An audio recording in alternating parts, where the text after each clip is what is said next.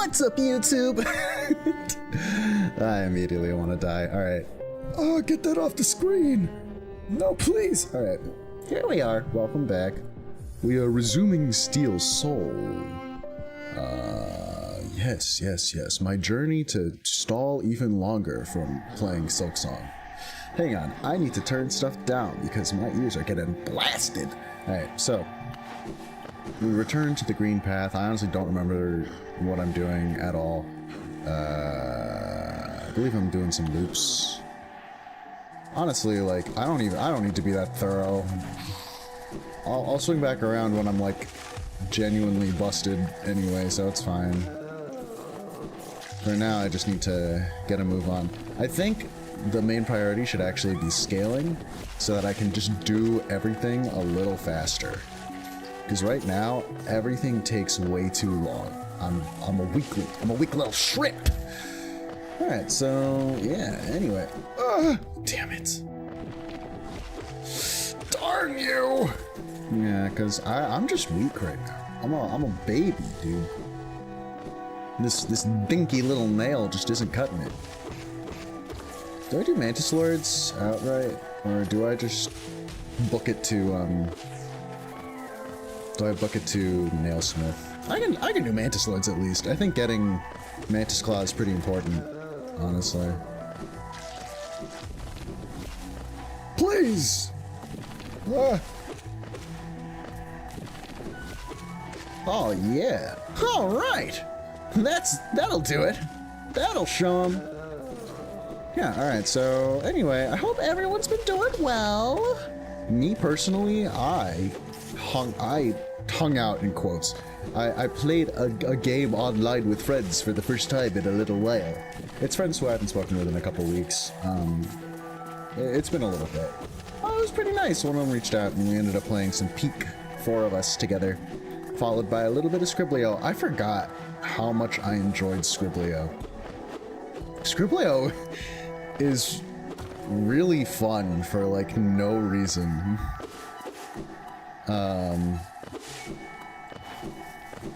Like, it's hard to describe. My favorite thing to do in Scriblio is just making patently absurd guesses. Like most of the time, because like honestly, like you get like boxes that are like always like 7 letters long or something, and it's like, oh man, I have no idea what this is. Lately, I've been trying to guess Abraham and Lincoln for every single 7-letter word, because I only realized just recently that Abraham and Lincoln are both 7 letters long. From moss and leaf our life is drawn. While it grows upon the path, we shall never wilt. While it grows upon the path, we shall never wilt. Yeah, imagine like reading ahead and actually trying to capture the nuance of the sentence correctly. Yeah, anyway. So that was fun. And I kind of had this moment where like, you know, I've now officially been streaming for like over a week. This is now my 7th stream, so I've done like 7 days worth of streams. Well, not in hours, but like, imagine I did a stream every day. This would be the 7th day, right? I haven't done that because I've been trying to manage my work-life balance well, but whatever, it is what it is. That's a whole other conversation. Anyway, so I've been streaming for 7 days, and I've been kind of like wondering how I've been coming across and how different it is from just like how I am around my friends, because I feel like it's really easy for me to just naturally carry up. It's kind of obvious in hindsight, right? But like, it's really easy to carry up bits just like among friends and just do stuff that you think is funny among friends, because like at least for me, like I just enjoy vibing with like my buddies, make me enjoy the vibe, and I just end up naturally acting goofy around them, because especially around friends that I'm particularly close with, I have a pretty strong idea of like what makes them laugh, you know? Well, one friend in particular, like, it was just banger after banger, you know? We were having like a really good time. It was fun. I liked it a lot. I very much enjoyed it. Then I started reflecting on the fact that like, when I'm on stream, I feel compelled to like try and run bits instead, and you know, and like not as if this is like, well, okay, streaming is to some degree performative, just inherently. I mean, like, if we're gonna get philosophical for a second, like, you know, every social presentation is a sort of performance, right? But streaming is a very particular performance in that, like, especially if I have it in mind that I want to make content afterwards, or I want to like edit something afterwards, a part of me is trying to perform something entertaining, right? I am actively trying to drum up a bit of a character, maybe not be force jokes or force myself to be funny, unless that's literally how it's been coming across, in which case I'm so sorry. I'm not really someone who can turn on the funny button like that. I very much need someone to bounce off of, I think. So these past few streams have probably just been chock full of suffering and deep in utter remorse. Anyway, like, I have felt pressed, even though I've been like relatively casual about it all.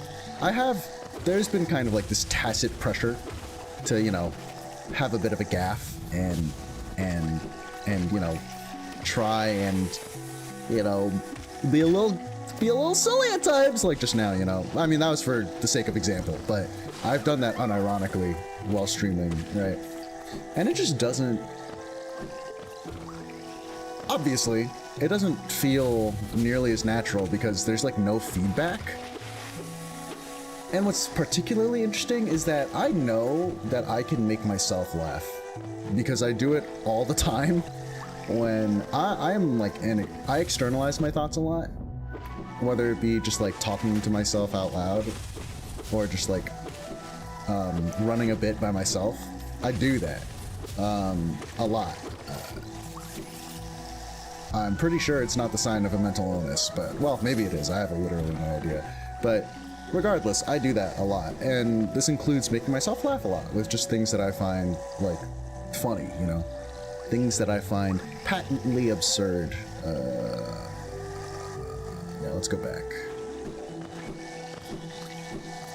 Like, I'm no stranger to running bits by myself that I genuinely find funny to myself. And like, I laugh, genuinely. Like, I'm pretty good at making myself laugh because, like, I'm pretty in tune with what I myself find rather humorous, you know? Where am I going? Oh, right, okay. Nope, yeah, I have no idea where I'm going. Let me double check. Okay. Let's try going up here.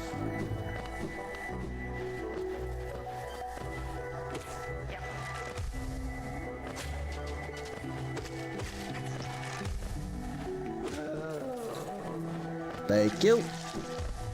Thank you, next. Imagine.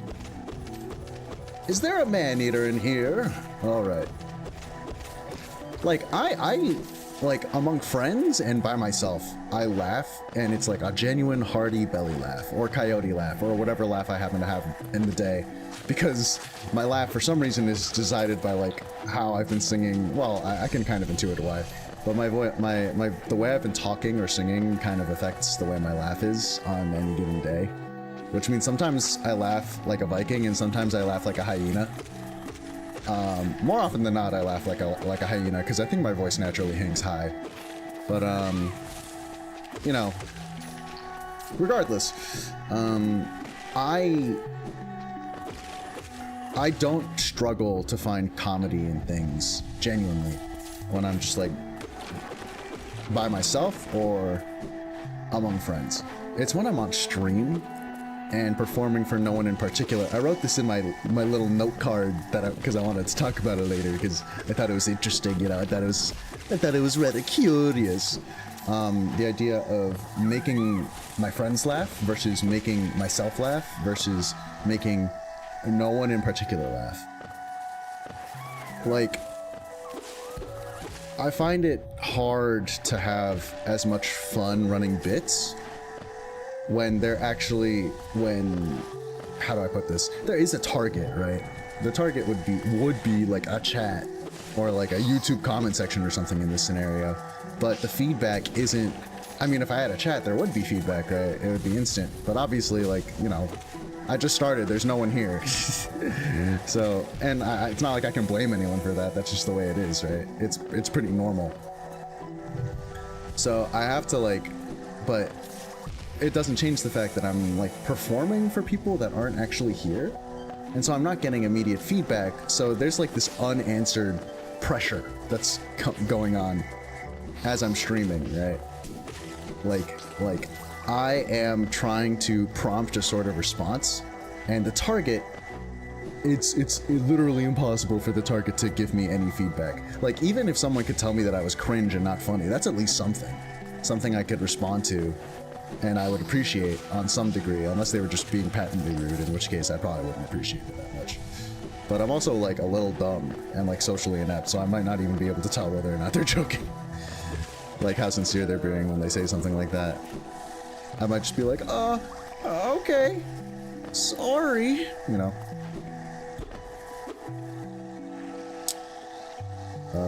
We should wrap back around. I want to explore the entire map. Gotta make sure I hit all the nooks and crannies.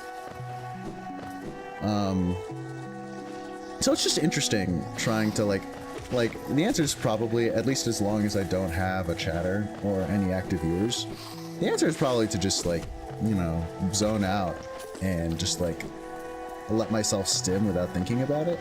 But also, it's kind of unavoidable, right, that I'm aware, because there are things that I would joke about by my lonesome or among friends that I just wouldn't joke about, knowing that like random strangers on the internet can see it.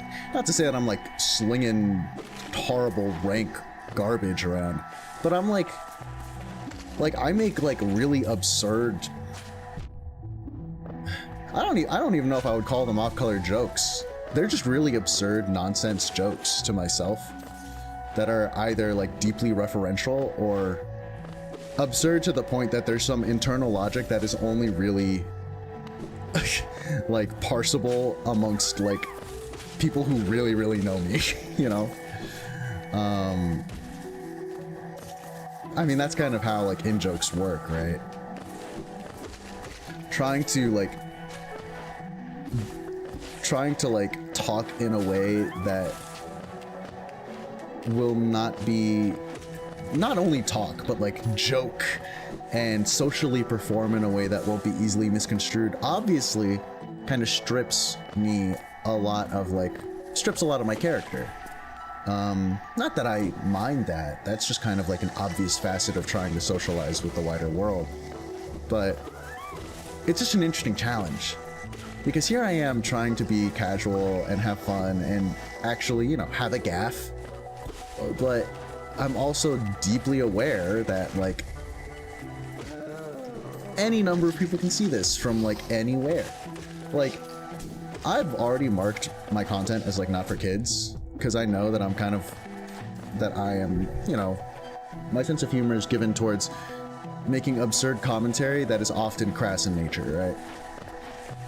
But in spite of that, you know, I am like kind of tacitly tempering my speech a bit, tempering myself and my sense of humor a bit, so that I don't go haywire just talking, like saying certain things.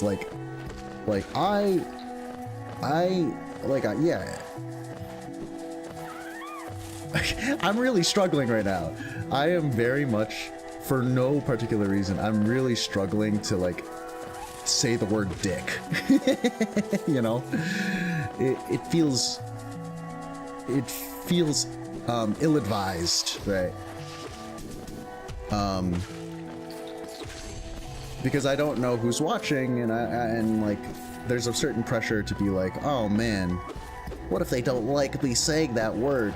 Like, I thought that I wouldn't care that much because I'm by myself and I owe nothing to strangers, and I stand by that. Like, that's just true.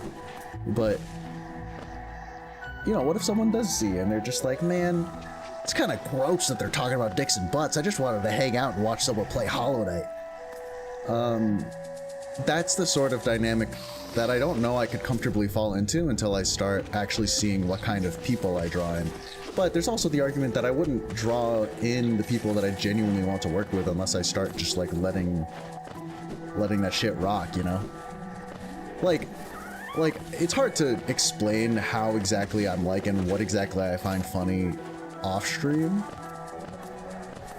but it's so, the difference is like night and day. Like I just said I was playing Peak with some buds, right?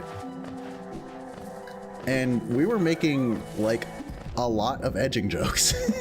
Like, we were making a lot of edging jokes. I don't know if anyone who's watching this casually knows what edging is. If you're a child, don't look it up. Please. I know that I don't know. I will never actually know whether or not the users here are children, whether they say they are or not, right? But if you are a child, please, please God, and this just extends to everything that people tell you not to look up, don't look them up on the internet, ever. Ask like someone you trust, maybe. Like, oh, I'm really curious, but they told me not to look it up myself. Like, the internet will give you... The internet is both a blessing and a curse in that, like, you can look up anything, and that can take you, but you have little to no control what that actually turns out for you. Which is kind of terrifying, right?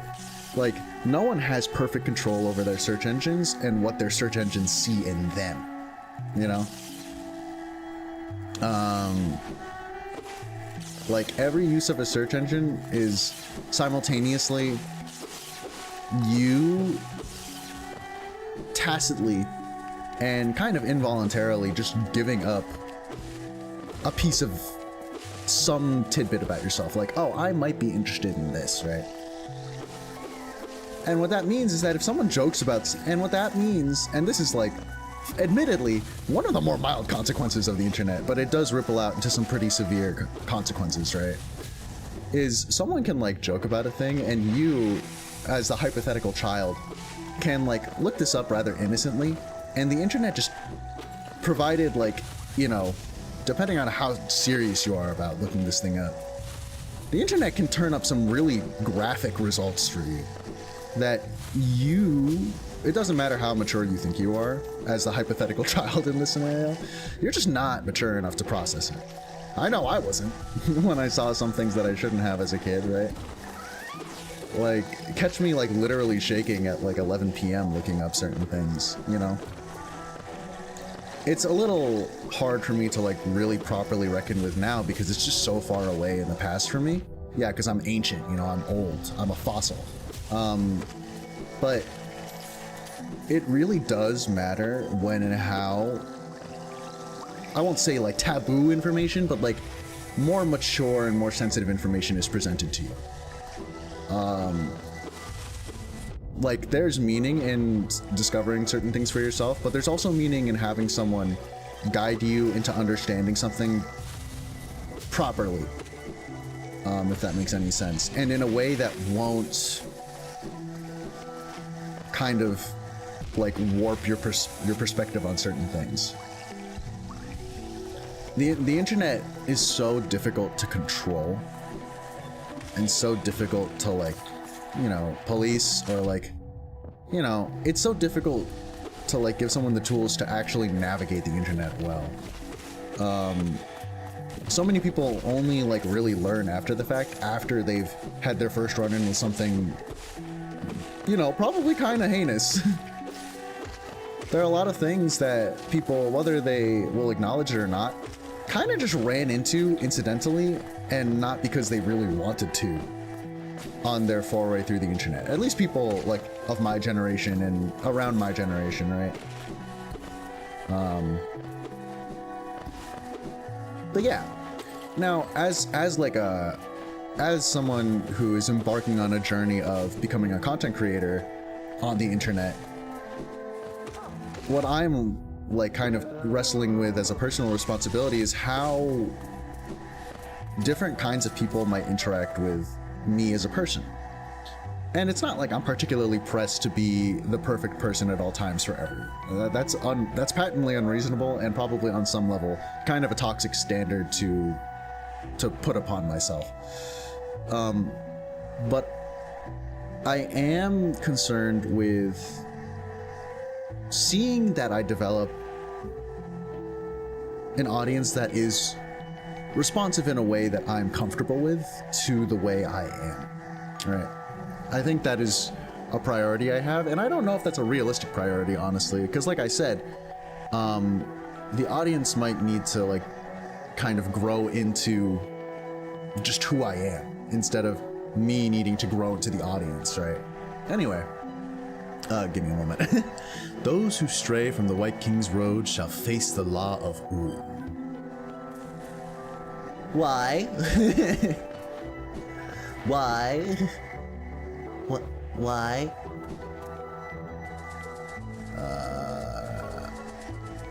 Dang nabbit, I'm proper lost.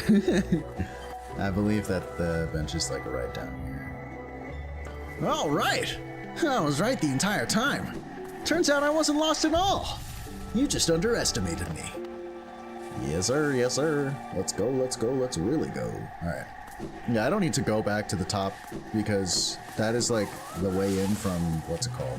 Howling Cliffs, which I'm going to go back up there anyway for some reason that I'm currently forgetting. But yeah, all this to say that like I've been kind of struggling to like just candidly be funny, or not be funny, but candidly act in ways that I would find funny, or carry out bits that I would find funny, because I know that I do not think that my brand of humor or the things that I elect to joke about are appropriate for children, are appropriate for all people, or necessarily like palatable for all people, you know? Like, there are some people who are just uncomfortable to hear any joke with any kind of sexual facet to it at all, right? And that's kind of rough because that's me. Like, well, that's definitely on the table for me. Like, I can just joke about edging and it's fine. Yeah, to be clear, edging is something sexual. For those of you in the peanut gallery who do not know.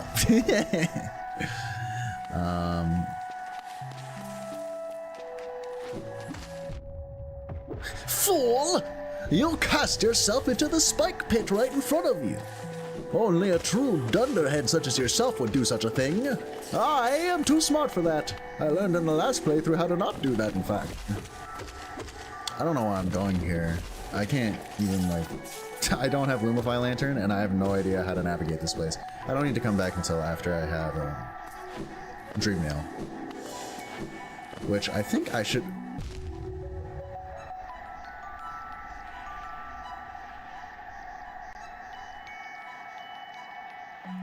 It would appear that I would like to apologize in all sincerity for perhaps some crass statements I made earlier. It would appear that I am not every bit as brilliant and smart and worldly as I thought I was. For those of you who are unaware, it would seem that just after mocking an individual for dying by casting himself into this spiky pit you see right before me, I made fun of him. I called him many crass and insensitive things like dunderhead, dunce, stupid, fool, nincompoop, moron, idiot, slowpoke, and so on. All under the premise that I was better somehow. And yet on my return trip I found myself dashing, not looking where I was going, and voila! Falling into the pit below just like that. Mind you, I did not pass away like that poor soul did, but it made me reflect. Am I truly justified in making fun of someone in the way that I did? Even if I do view myself, if I do truly fancy myself as uniquely intellectually sound in comparison to such an individual, what deigns to give me the right to treat another in such a way? I know not. The truth of the matter is that I'm a victim of my own hubris. Not only am I a victim of my own hubris, but those around me. And it's scornful that I should seek to turn myself into a better person after this. Once again, I apologize to those who have been lessened and shamed by means of my meager superiority complex. Never again. Thank you for listening. Okay, bye! That was actually kind of hard to come up with on the spot. Like, Like, I was trying to talk like a very certain way. Oh my god. So, hang on a second. I'm like a little insecure about this. I mean, I think I already brought it up, but... And I don't know how much it comes through. I don't know who's watching this. I have no idea how I come across when I talk. This isn't even on my talk card, but I'm just... And I feel like I've talked about this before, but... I would like to go into more detail because, like, I was thinking about it literally today. I was in class today. A class. It was a class on philosophy. Specific... whatever. And I was making a point. We were in small groups. We were discussing. I was talking to my small group. And really and truthfully, I could... This... Mind you, this might all purely be my social anxiety talk, right? Like... I am just a socially anxious person, and I might be getting in my own head about the way people perceive me within the public eye, the way I'm perceived within the public eye. But I swear to God, like I will be talking with people, and they're just like, "Yo," like it's like the light from their eyes leaves. It's like the opposite of a eureka moment. The opposite of a eureka moment. It's like they're having like instead of a brain blast, it's a brain implosion. You know, it's like a brain black hole. I lose people like really readily and easily, which is fine. It's not fine, but I'm used to it, and it's not like that calls into question anything about me like socially or morally. Or on principle, right? It doesn't make me a bad person for being kind of hard to understand at times. It doesn't make anyone bad. It would be nice if what I would call into question is like whether or not they care about being understood, or if in fact maybe they enjoyed the feeling of like speaking in a way that people find insular. Because I don't doubt that there are people who kind of get off on sounding smart. And this is like tangentially kind of the crux of the issue. There's a part of me that genuinely wonders like if I have like an ego over the way I talk, if that makes any sense. Because try as I might, I speak in like a very... I've never had anyone actually tell me this, but I get the vibe that I speak in a very pretentious way. I don't really have any like testimony or like facts or studies or whatever to verify this, right? But it's purely just like I feel like I sound insufferable, and I feel like a lot of people get really sick and tired of listening to me wax poetic about whatever random garbage I want to talk about. Because not only do I tend to like take things very seriously when I talk at length about them, and not only do I go into great detail and attempt to give a lot of nuance because I care a decent bit about trying to be precise when I speak, I also just talk about things that are not popularly understood, especially to the degree that I'd like to understand them, that I attempt to understand them when I talk. Uh-oh. I'm a fool!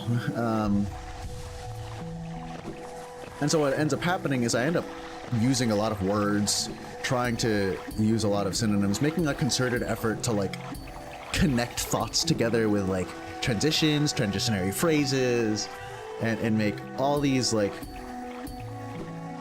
I've worked a lot on developing a solid connective tissue to my lexicon and the way that I talk. My speech, right? For better or for worse. What that has resulted in is this low-key insecurity that, like, I sound hella pretentious when I talk, and that perhaps I enjoy sounding kind of snooty and smart. I'm in case it's not obvious, I am pretty socially anxious. You know, I do. It's not that I don't care about how other people feel about me. It's more so I am not convinced. I think it's pretty safe to assume that I'm not coming across the right way, I guess. it's like hedging your bets, you know? It's like, unless someone explicitly tells me otherwise, I'm going to assume that people think that, like, you know, I'm like, what I'm saying is like a little tough to understand. Which makes like very explicit and clear interlocutors, conversation partners. I've been saying interlocutor a lot. It's because of the philosophy class I'm in. Conversational partners, right? Participants in the discourse. Pretty helpful because they tend to be, it's what makes those kinds of people pretty helpful for me in social settings because they're pretty, they as a habit are just very explicit about when they do or do not get a point, which makes speaking in particular with like really passionate humanities professors pretty joyful for me because they, as a rule, they have a tendency to be very, very exacting in their speech and very deliberate. You know, they know when they don't understand something and they know how to ask it and how to frame it in a way to like seek proper linguistic understanding of the topic at hand, which is cool and very helpful for me because I know that I can talk circles around people who are like, and not talk circles as in like, I'm winning the verbal game. Like, no, as in like, I leave people in the dust incidentally. And it results in me kind of just talking by myself in a lot of social situations and people just kind of nodding along. There's this sense that I used to have a sense very often. Now it's only sometimes, particularly when I'm talking with people that I'm not super comfortable with. I used to have this very pervasive sense that like when I spoke, especially speaking about things that I was passionate about, that people would just kind of like would kind of nod along and act in ways so as to like appease me in the conversation to ultimately just kind of like, you know, perform niceties and then see me off, right?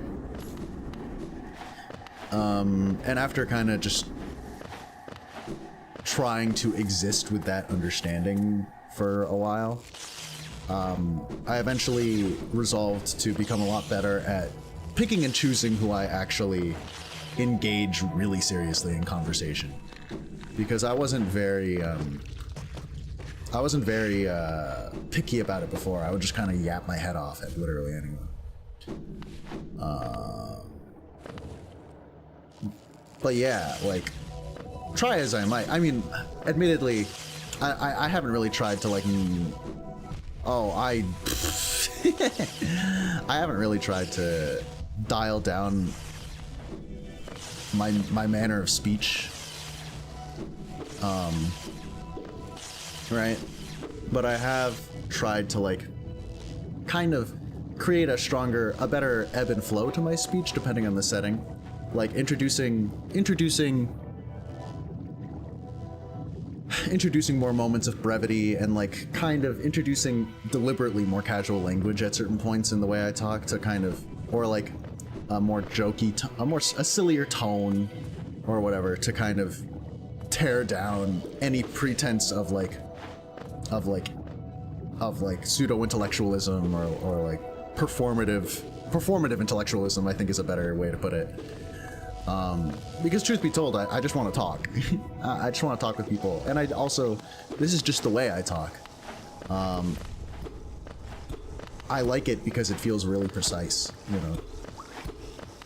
And I feel like more often than not, I'm choosing words that I think are relatively accurate to what I actually am feeling and what I actually think, which is good.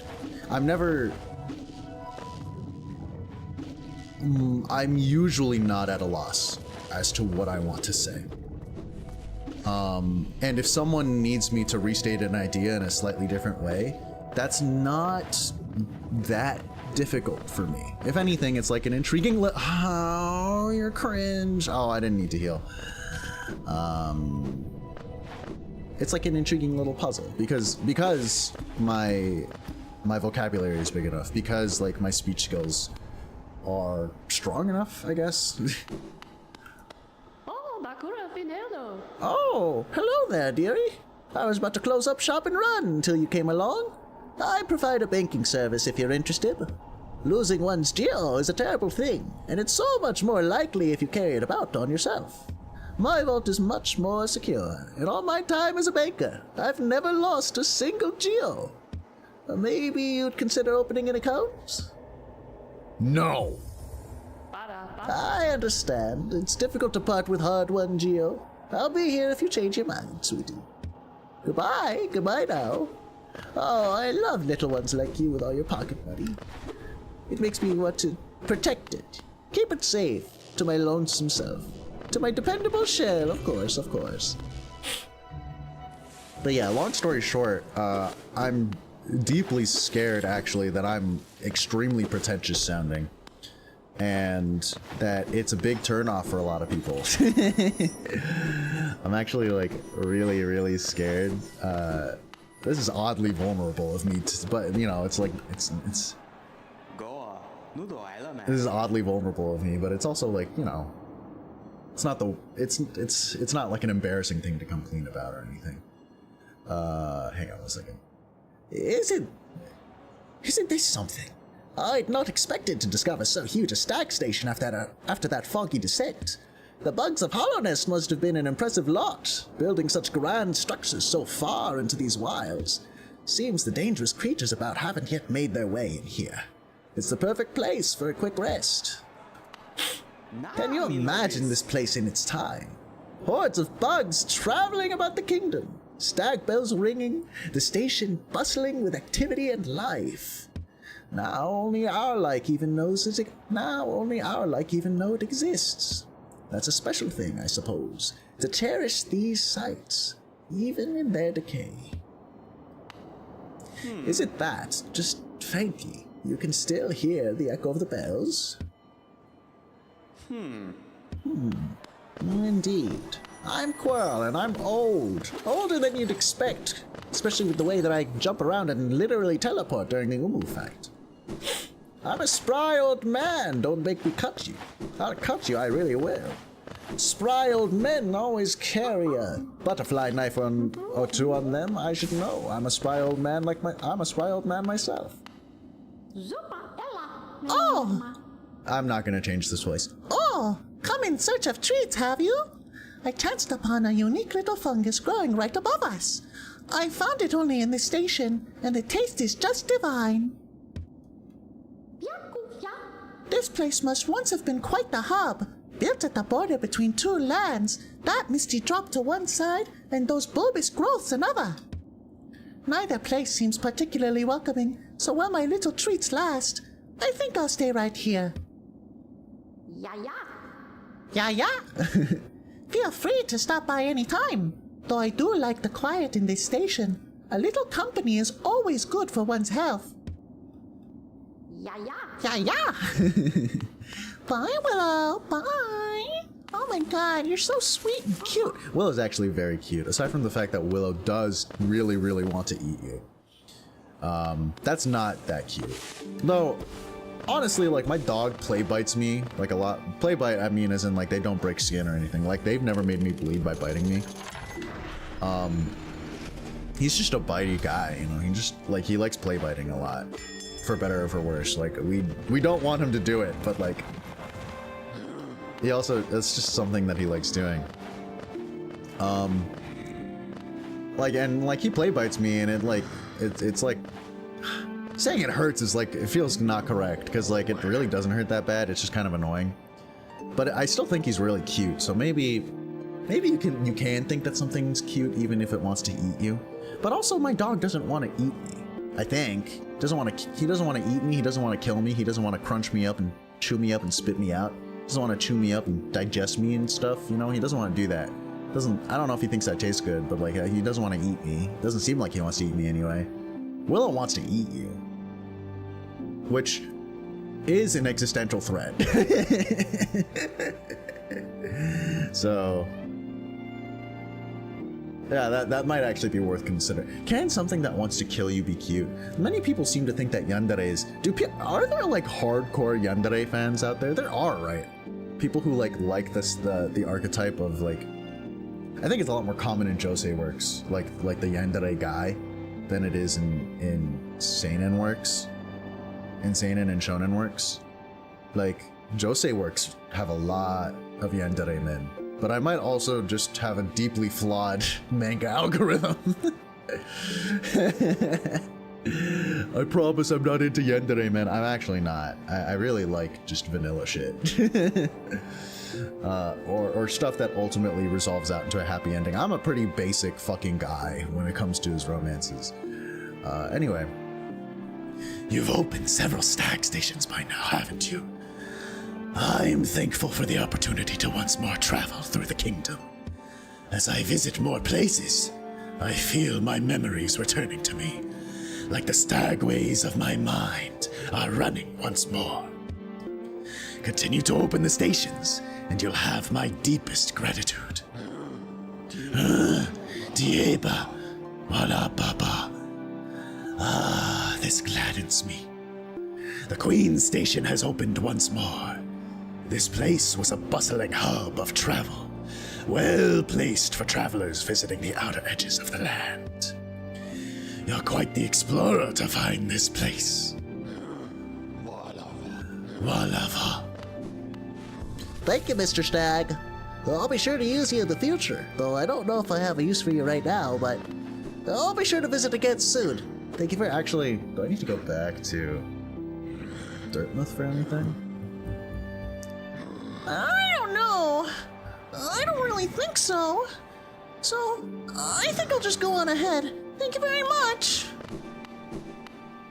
I switch voices as easily as I breathe. It's just fun. I really like manipulating. I got to this point after talking about pretentious. Is it clear that I have some kind of attention deficit disorder yet? Because it's not clear to me. I've never been diagnosed formally.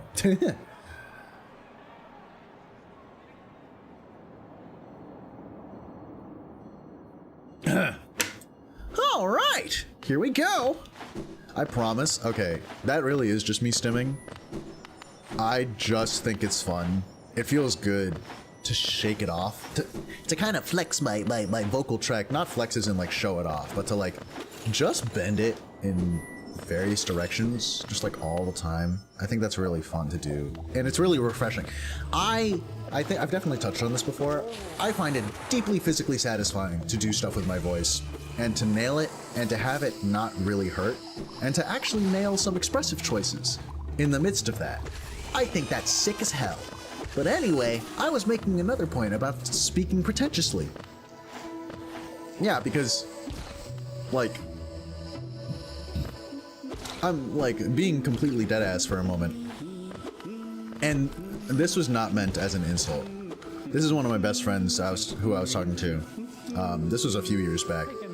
We were talking, we were roommates at the time, and we were talking, and as I was, like, giving him this whole explanation about something, he's, like, on his phone. And just as a habit, I tend to ask, like, do you understand? Or, like, do you follow me? Because, yeah, like, I'm used to people kind of, like, getting lost as I'm getting lost in the weeds with me, right? And I'm asking, like, oh, do you follow what I'm saying? And he's like, yeah, mostly, hold on, I'm just looking up a word you said. Which was a first for me. I mean, I went to, like, a pretty hoity-toity high school with a lot of people who are, like, they're pretty academically, not only are they like generally very highly driven and diligent people. Well, no, that's exactly it. They're highly diligent and driven people, and they're also the sorts of people who would find the prospect of doing a spelling bee or like a trivia game really exciting because they're competitive to a fault and actually take some pride in their knowledge. Right. That is to say, they're the sort of people who I could speak to the way I do, and they won't skip a beat. Right? Like, they'll follow along and it'll be chill. If anything, they'll correct me because I definitely use words wrong like a decent amount of time, right? Give me a sec. My short friend. You've caught me at the perfect time. I'm just about finishing charting these noxious caverns. Very territorial types make their homes within this area. I'd suggest avoiding them where possible. Further below, some strange, thin creatures gave me quite a scare. They seemed an intelligent bunch. In my youth, I'd have braved their caves, but I fear my matured physique wouldn't be able to outrun them were they to turn violent. Yeah, of course. Of course, Cornifer, thank you very much. Oh man, this is really handy. There's a potent odor about these caverns, and far worse for me, I suspect. My trunk is quite sensitive, whereas you don't seem to possess a scent organ of any kind. Is it that you cannot smell at all? Okay, Cornifer, you didn't really need to point that out. I'm actually a little sensitive about that. People keep calling me Voldemort. I don't even know who that is, but I get really, really bad vibes from that. So I'd really thank you if you didn't really point out my lack of, my lack of, my lack of olfactory senses. Okay, I'm a little touchy about it. Anyway, I hope you take care, Cornifer. I'm sorry about your schnoz, about the smell. Obviously, as you might have noticed, I can't really tell, but I hope it doesn't bother you too much on the way out. Okay, bye!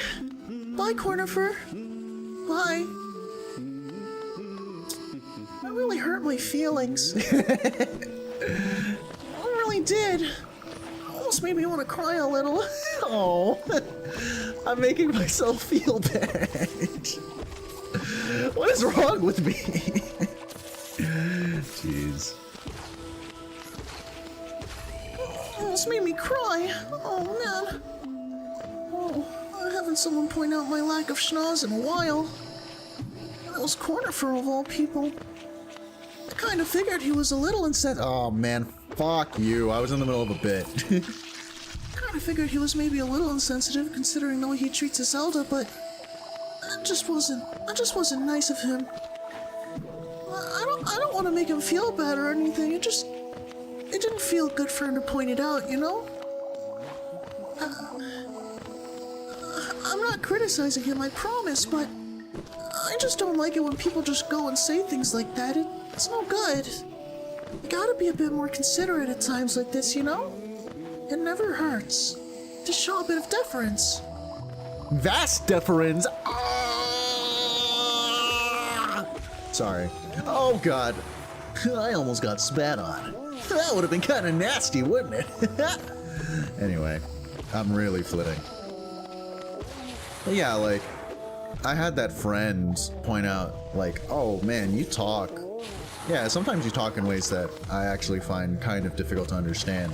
And I was like, yeah, yeah. And he was like, yeah, I've had to look up things that you say multiple times. And I'm just like, wow. Because he's just someone that I'm casually talking to, like, all the time. And this isn't even me trying to say that I'm, like, way smarter than him or something. I don't really think that's the case. Because he has perspectives and views on things that I find genuinely valuable, you know?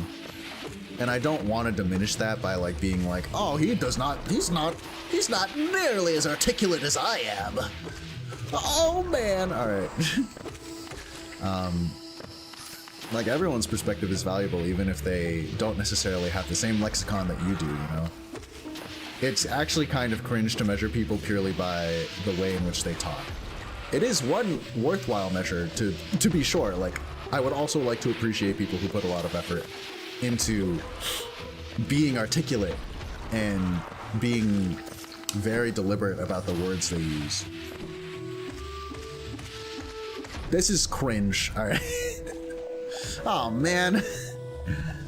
But also, I don't want to lampoon people who either willingly don't do that, or they just, you know, it never occurred to them that that as a priority never occurred to them, right? And I really appreciate my friend, especially because, like, there are ways in which that he speaks or, like, carries himself socially or talks that I actually really appreciate, that I don't think I'm nearly as good at. Like, he always talks in a way that is understandable to anyone, even though, like, his speech is like he doesn't have as big a lexicon as I do. And he's also just a very personable person. He's very good at talking in a way that is, like, really real and amenable and honest. And a way that invites others to be really comfortable around him. Which you might notice doesn't have so much to do with like speech as it does just kind of like attitude and demeanor, right? I respect this friend a lot. He's one of my best friends. He's really cool and I love him and he's awesome. And I in large part wouldn't be who I am without him. This goes out to you, buddy. I'm not gonna dox him. You guys don't deserve that. He especially does not deserve that. You do not deserve this man's greatness, and he does not deserve you motherfuckers, any randos who happen to be curious enough to try and find out who the fuck he is. That's such a wild concern to have, by the way. Just the idea of like being really, really choosy about how you present your personal details. It's like obvious, right? But it's such like a crazy and involved mental game you have to play while performing on stream, which is an entire other mental game you have to play on top of that. It's just interesting. I'll get back to that actually.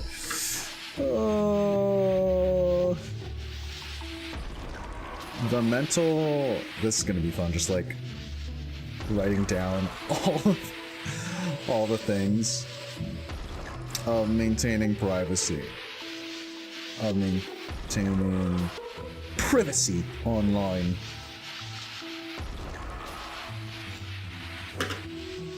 Yeah, now I say all this about that friend and like how he's like, you know, he finds me hard to understand at times, or how he has kind of like slipped up in trying to like keep up with me at times in a conversation. He has also let me know, like, which I appreciate. This is another issue with me, but I believe him when he says this, which I don't really do for a lot of people, honestly. I have a hard time accepting compliments. That's a whole other conversation that I'm gonna put down on the card. Accepting compliments. Yippee! Yeah, he's told me before, a few people have told me this, like a few of my friends, which I appreciate. It's not really something that you like just naturally bring up, right? But sometimes people will like say it to me and I'm just like, oh, I'm happy it sounds like I'm doing something right. Where like he's told me before, like, yeah, sometimes I'll be having a conversation about something pretty involved with my friends or like my family or like my brother or something. This is the best friend I was talking about, who I'm like paraphrasing. And he told me that he was thinking, whenever he does that, he always thinks like, I wonder what P. Joe would say about this, because he's really articulate and he knows everything he says feels really well thought out and very detailed and nuanced, and like he's really trying to be really precise and clear about whatever. I'm already like, I must say that in paraphrasing him, I just kind of incidentally appended a bunch of words because I'm like layering on the way I talk, and he basically said like, oh, it always feels like he takes care, like he puts a lot of thought into how he talks. That's basically what he said. Oh! And I was like, oh, I appreciate that. Like, that's one of the few times that I, you know, one of the few exchanges that gave me like a real sense of confidence in the way I talk. I can count on like two hands the number of exchanges that have given me that kind of confidence. But whenever it happens, I'm just like, yay. But, you know, for every one of those, there's like 5 different social interactions where I really feel like I kind of failed my interlocutor and kind of left them in the dust because of my demeanor. Like, for one thing, my demeanor, like my tendency to carry myself very like, how do I put this? Incidentally or no, I tend to perform to be very performative and to I don't even know if it's on purpose, but like I perform. I'm very intellectually performative when I get into the weeds during a conversation. Because well, I'm not even trying to perform intellectualism, I'm just trying to be really precise. Which I think can be really intimidating for people. Or, like, well, yeah, it's mainly that it's really intimidating.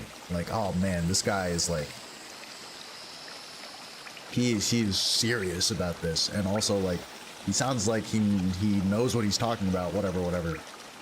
And that's not really it at all. I just want to be really precise when I talk and be especially really precise about what I do or don't know, you know, about a given topic, which means that I have to add a lot of nuance and caveats to like the assertions that I'm making. Give me a moment. Don't, Am I going to do that again? don't try to speak past me. I can smell you. Do you collect a lot of geo? Give me geo, and you can see something nice. Sure. Wow. Imagine being named Leg Eater. Let me show you then. Hey, look. Do you want them? If you really want them, I'll trade them for more geo. More geo. This is so worth. Oh, yes. Oh, heck yeah. We scale. Alright. Fragile Heart would also be nice at some point. Really? Alright, well, I think this is more important, honestly. Because you need a lot of money in this game. Alright. Let me go talk to Leg Eater some more. I didn't even look at the blurbs for the stuff. This precious thing, a beautiful charm. I made it for you. If you hold it, you'll feel a lot heavier. If you're afraid of dying, you need this charm. That's really creepy. Are you curious? You're wondering how I make my special gifts. Ew. Don't try to steal my secrets. I'll steal them right back. If you're cruel to me, you'll be sorry. That's fun. You don't like to hear, do you? Or maybe you don't mind. Are you nice? If you were nice, you'll give me Geo. Maybe you aren't so nice. Don't try to trick me. I'm not stupid. I'm really enjoying this, actually. Beautiful, aren't they? These gifts I have. They're shiny and dangerous and lovely. That's fun. I made them. Don't be jealous. Give me Geo, and you can have one. Enough talking. You're jabbering. Annoying. Step over here and show me your Geo. That's like not really hard to do. The expressive bits about it are really funny, like choosing where to go high and low and where to do elongations. That's fun. It's just like, I need to do a vocal reset. Like, I don't think I'm hurting anything, but Because what I'm effectively doing is I'm vocalizing on an inhale, which is really interesting, and I'm also like closing my vocal folds a little bit. I understand this is nonsense. Like, it's extremely difficult to actually visualize this because you don't know what your vocal folds look like, and the average person probably doesn't even know how they feel. But suffice it to say, it is not in accordance with how you usually vocalize. You know?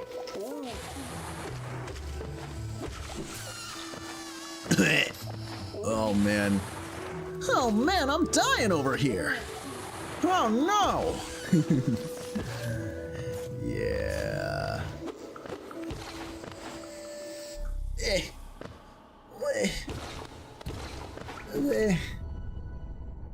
Gorn. Gone. Alright. Yeah. I just wonder every now and again, like, how pretentious do I sound? Like today, I was in a philosophy class, which is actually why I brought up this entire conversation. And we broke out into small groups, and I really felt like there was one group member, I felt really bad. He was like an older man, and I was going off. It was a group of 4. The other 2 were like, oh yeah, that makes sense. Which it felt nice, but the older guy, he was just like, so is this what you mean? And I was just like, I was trying to like really try and break it down a bit. And he was like, okay, yeah. But as the conversation went on, it just became clear that he was like starting to get lost in the weeds a bit.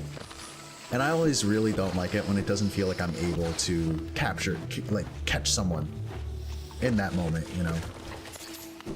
But, you know, we were on limited time and we couldn't really do it.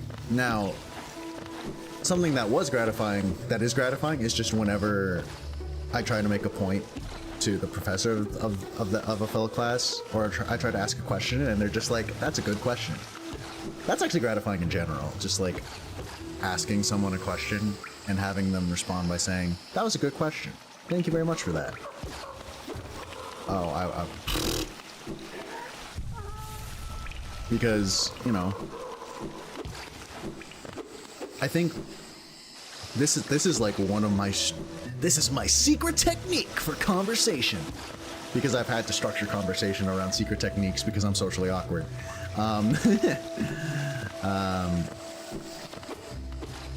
One of the best ways you can get someone, and mind you, I'm not successful at this a lot of the time because it's hard to get people in these kinds of conversations to begin with. But when you do engage someone in a conversation about something that they're personally invested in and you don't know a lot about it, if you're able to ask incisive questions in the midst of that, like really detailed and deep questions that go beyond like, oh, why do you like this thing? And then like you ask a question that exhibits that you were listening and have since developed like a slightly deeper understanding of the topic at hand, you win the game. Because then, like, oh, they're listening. Like, first of all, you're like, they are able to acknowledge that you're listening. And if you get them thinking in earnest about the thing they like, they're enjoying the conversation, which is good. And by extension, they're like kind of enjoying talking to you, you know, because you're engaging them seriously on a thing on their ground, you know, which feels really nice. I think I made this point in another stream, but it's really nice.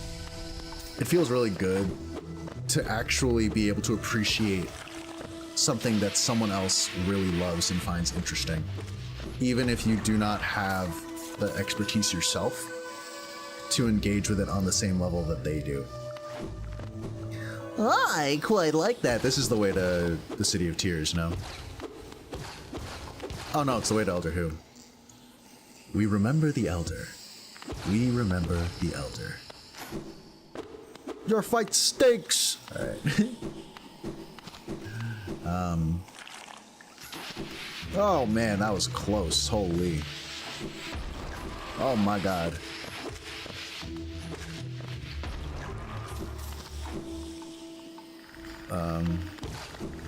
Oh god, it's Cloth. The thing is, right? The voice that I had for Cloth before, the idea for it at least, just makes sense in my head. Like making Cloth sound like I'm Merida. Like a really juvenile version of Merida, who's like big but also like really chipper. Aha! Aha! The tiny steps of a tiny creature. You got the look of an adventurer, so we've much in common. Searching for dangerous places, eh? Well, you're on the right track. A long-necked critter warned me of a tribe deeper down. Warrior sorts, so she says, and I'm itching for some serious combat. Keep sharp, my adventurous friend. Stay alive, and let's meet again on the road ahead. Like, I really do think she sounds like that. I don't know what accent that is even. It's like, it's not posh British. If anything, it's kind of like the slightly like cockeyed British accent. And it's also like a young, like either like a young, like an adolescent boy, a slightly like bratty, a lightly bratty adolescent boy, or like a slightly proud, cockneyed British woman or something, you know? I'm not an accents person. I just do silly voices. I don't do accents. These are not the same thing. I'm more of a Jacob Wysocki. I'm not a what's her name? I'm not a Siobhan. You know, Siobhan's really good at accents. Siobhan, Vic Michaelis as well. Holy. Not to say Jacob Wysocki and like say like Brendan Lee Mulligan aren't. Oh, Ross what is it? Is it Ross O'Brien? Ross O'Brien's? I forget. The Shakespeare guy. He's also extremely good at accents. And like Brennan and Jacob are too. It's like there's like a dial of voice work. There are a few dials, like a few, like if you have like a pentagon stat, a stat triangle, there's like singing, there's accents, and then there's, or no, I guess it could be a pentagon. There's voice acting, there's singing, there is impressions, there's accents, and then there's silly voices, I guess. Some of those obviously have some overlap, but like, basically, I think that like Brennan and Jacob, for example, are really, really spec'd for silly voices and impressions, and to a degree accents, right? And then Vic Michaelis is definitely spec'd a bit more towards like accents. She can also do silly voices and the like and impressions and whatnot, but oh, Lisa Gilroy too. Oh my gosh, Dropout has so many really good voice work people. I need to hear more of them sing. This is making me want to sing.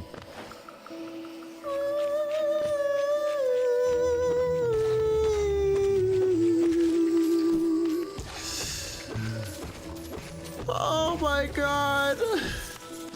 Holy.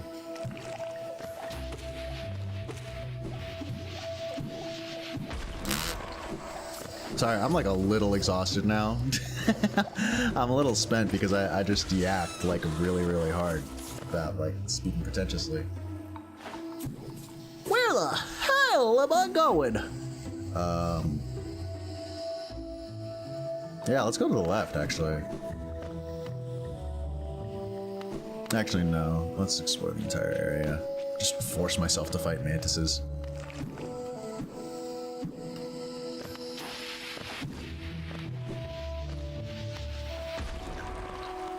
Yuppers puppers. Alright. Hanani natte. I don't know what that means. Oh god. Yippee.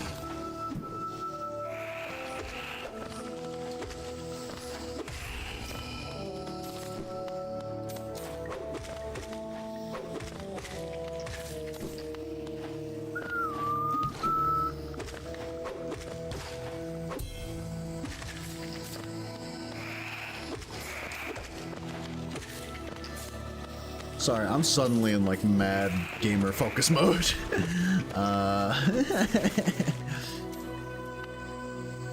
Wanderers seeking death, welcome. May you find swift end upon our claws. Fate places its hands upon the bowl, and releases its bowels into the toilet of time. That's a reference. Sorry. Yippee! Yeah, sorry. Alright. Yeah. I've had friends tell me that I'm, like, well-spoken. I've had teachers and whatnot tell me that I'm really well-spoken. But I've also seen a lot more people be like, it feels like a lot more people be like, man, the way you talk is crazy. Which, mind you, I think we also live in kind of like a cultural climate where it's not exactly normalized to just go and compliment people on things, right? Man, what the hell am I doing? I'm outrageous right now. I'm making all sorts of silly mistakes and errors. Golly gee. Get down here. I hate you. You suck. Die. All right. Oh my god, it's both of you at the same time. All right, well. I handled that a lot more gracefully on my first playthrough. Dang.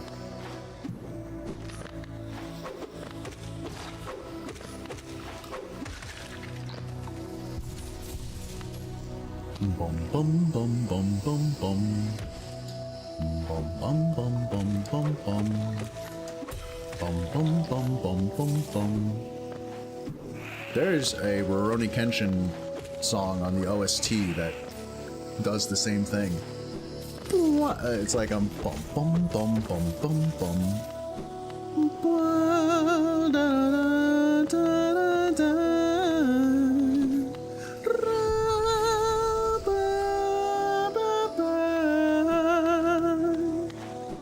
You know? I really like that soundtrack. That's a whole other conversation. Anime soundtracks and how they've, or like, some anime soundtracks, or just conversations about soundtracks in general. It's a whole other conversation. Anyway, yeah. Yeah, I actually don't really have much more to say about like the speaking pretentiously conversation. Actually, now that I think about it, it's just like I generally feel like I sound really up my own ass. Like I'm very, like I am the highfalutin sort. And I'm trying my utmost to sound pseudo-intellectual, when in fact, I'm just trying to be really precise. So I can't, there's a part of me that can't help it, right? But also, it's a constant ongoing insecurity, which I don't think will be resolved by like changing the way I talk, so much as it is just gradually, slowly but surely trying to rectify my self-image, you know, the way that I envision myself in the minds of others. Because I'm definitely kind of like toxic towards myself a lot of the time. It's not really helpful. It's mostly self-defeating, and it's just a lot of negative self-talk, which is Just no good. I gotta love myself now. All right. That'd be nice. I'd love that for myself. Because I love myself, and I deserve it. thank you, Sonic. I don't know what I would do without you. I'm getting my shit rocked. All right.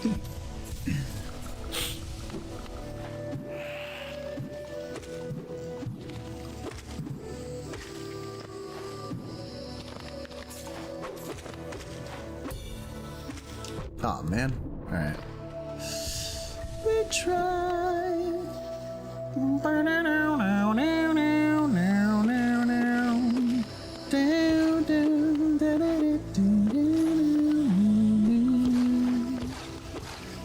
and I, we both know well, couldn't do this by myself.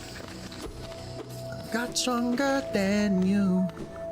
I'll be a lion, I can be a lion. I'll cry, I'll stop the tears when I see you crying. Believe in me, and I won't let you down. But now we've come no far. I know just who we are.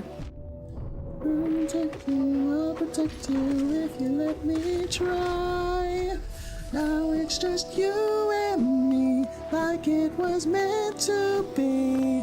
This is really hard to sing a melody that does not match with the song. It's like not in the same key. It's not the same chord progression. It's nothing. Like do do do do do do do do do do do. Everybody wants to be a master. Everybody wants to hone their skills. Climb the way to the top of the ladder. Make the way to the top of the hill. Each time we try. One more step up the ladder. One more step up the ladder. It's a whole new world we live in. It's a whole new way to sing. I'm suddenly singing the Pokemon Johto theme song. Oh hey, I can wall jump now. That's nice. Is a moment such as this the moment that I take to look at the topic card? I mean, I don't know. There's a part of me that thinks like you should move on to the next topic, but also like there's no shame in just kind of like chilling. I think I need to realize that like part of streaming is just like hanging out. I think people might find it kind of exhausting to just hear you yap over a game 24/7. Especially if the game is so atmospheric like this one. Like, it's just nice to soak in the atmosphere every once in a while, and I think I need to like appreciate that a bit more. I admittedly definitely do get like a little insecure. Oh! I definitely do get a little insecure whenever I just like stop yapping for a little while and then it ends up being silent for a bit. Makes me a little queasy. Makes me a little queasy and uneasy. Feel like the bee's kneesy. That's definitely not right. You know, I can definitely just like, just lay back, chill out, relax, and enjoy the good vibes, as it were. In other news, I'm actually very excited to fight Mantis Lords again. This fight will never not be really, really fun and cool and good. Especially fighting it like lightly underpowered like this. I can't believe that they advise players to go and do City of Tears first, effectively.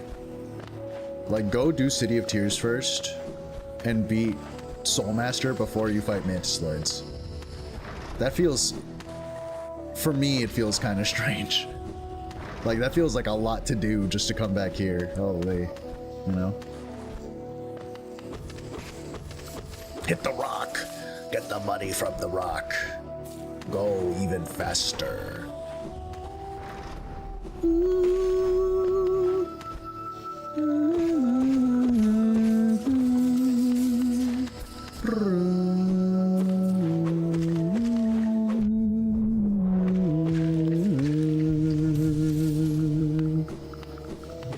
I'm really looking forward to playing Silksong. I've heard that the game is... One of the friends that I spoke to in call today, he was talking about how he thinks that Silksong has a bit of the Shadow of Erdtree problem, where the player base broadly claimed that they wanted the game to be hard, because Hollow Knight has a bit of a reputation for being at least a little unforgiving. I think that it's actually a pretty nicely tuned game, difficulty-wise, but I understand that it's definitely... I don't know if I want to say more difficult than average, but it expects you, as a rule, to have mastery over certain game mechanics to actually like beat the game. Like, oh, you need to know how to platform. You need to know how to like take in your how to like effectively take in your surroundings and whatnot. You know, the game does not and never does pull its punches, even if it notices that you're failing repeatedly.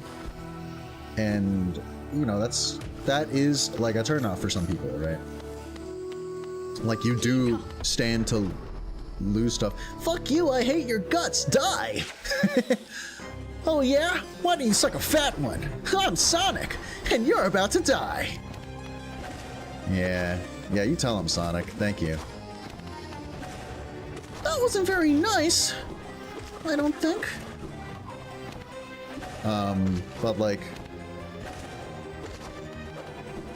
my friend was telling me that Silksong is actually kind of overtuned in difficulty, much in the same way that Shadow of Erdtree was like, oh my god, some of this stuff is balls bonkers, doo-doo dog ass ridiculous. FromSoft, you are actively unreasonably you are unreasonably tugging on my balls with this one, you know? and he was saying that Silksong is pretty similar in nature. And he told me that I would probably agree with him. And he was explaining to me like one thing in particular where he was just like, yeah, I don't understand why it's like this. And I was like, okay, yeah, that sounds kind of interesting to say the least. But I'm actually really excited to see if the game kicks my ass, because I don't really mind Metroidvanias being particularly difficult if they're at least as fast-paced as Hollow Knight is. I don't mind games in general being difficult if they're as fast-paced as Hollow Knight is, because it's like not a drag at all to lose things in this game.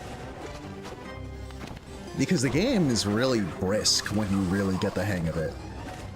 So I don't really mind it that much. And so long as you're not being like silly goofy with like your bench saves and stuff, you never really, I feel like you never really lose much unless you're doing a Steel Soul run, which is a challenge run, right? It's not the standard way the game is played. The game is made with the expectation of you dying like multiple times if you're just like the average player.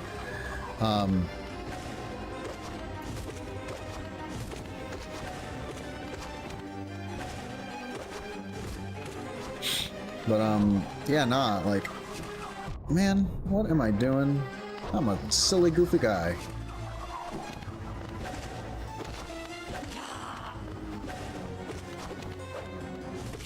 Yeah, that was, yeah. Mets Lords! But, yeah, I am very open to the idea of Silksong beating my ass over. That sounds fun and enjoyable, and I'm looking forward to it. I really, really want to play Silksong. Not a day goes by without me low-key regretting imposing this challenge upon myself for no reason other than personal amusement. Like, don't get me wrong, I love Hollow Knight and I love playing it. It's always a joy to play it. But I absolutely could be playing Silksong right now. Furthermore, I absolutely could have beaten it by now. Like, me, with how much time I've devoted to playing this game, like, I could have definitely just straight up beaten like Silksong at this point. I could be in the know, and I could just talk about it freely with all my friends, with fellow fans, in like multiple different discords. It would be delightful. I'd enjoy myself. Instead, here I am, nose to the grindstone on this challenge that is completely of my own creation. Like, dog, what are we doing here, you know?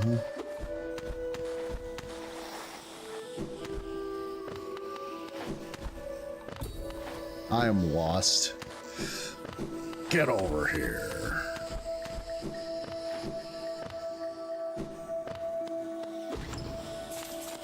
Yippee! Alright. Let's get a move on. Alright! I am not going to Deep Nest yet, because I don't have Dreamnail, and there's, like, no reason to go there unless you have Dreamnail. I will, however, get Brita filter. I will, however, get the Brita bug.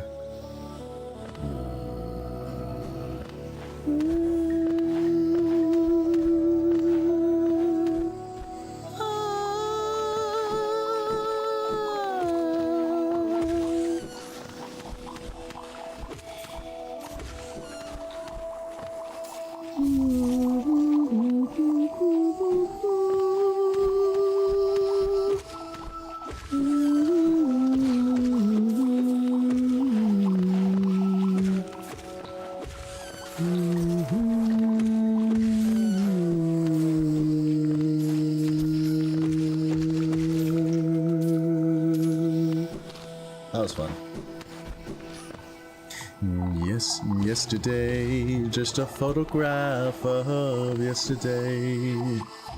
And all the edges folded and the corners faded sepia brown. And the edges are all our past lives, a postscript to its ending. Brighter days, I can see such brighter days.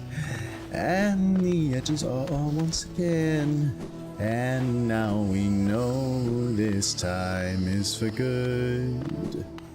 And we're lovers once again. And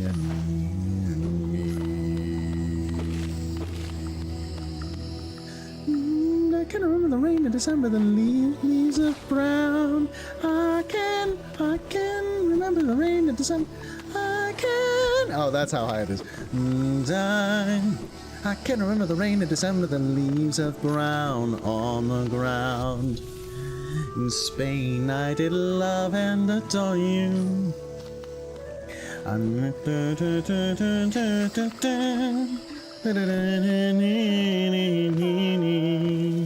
I can recall my desire, every reverie is on fire, and I get a picture of all my yesterdays. Yesterday, I can say, I get a kick every time I hear you call my name.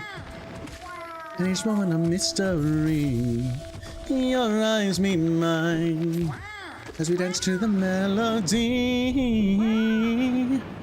and we live again, as if dreaming. Our hearts will still beat just like castanets, and tomorrow will bring you near me. I can recall my desire, every reverie is on fire, and I get a picture of all my yesterdays. Yesterday I can say, I get a kick every time I hear you call my name. Yeah, so I broke into song, sorry. That was like, I don't know if it's quite a jazz standard, but it is a jazz song. And like a decently complicated one at that. But I really like it. If I ever do karaoke one of these days, I definitely want to work up to singing that song. But also, some people definitely think that song's gobbledygook because, you know, it's harmonically complicated. Anyway. Oh, please, don't leave me behind. You forgot about me? I knew you would. Everyone always forgets about me. Oh, who are you? Your face, you're so... I'm sorry. I got lost. I don't know how I ended up here. You came here to rescue me, Greta? The girl that everyone just ignores. Sorry, when I look at your face, I can hardly... I just can't believe you came all the way down here to rescue me. I didn't think anybody... Sorry. I mean, thank you. I'd better go. Back to town, I mean. I'd better get home.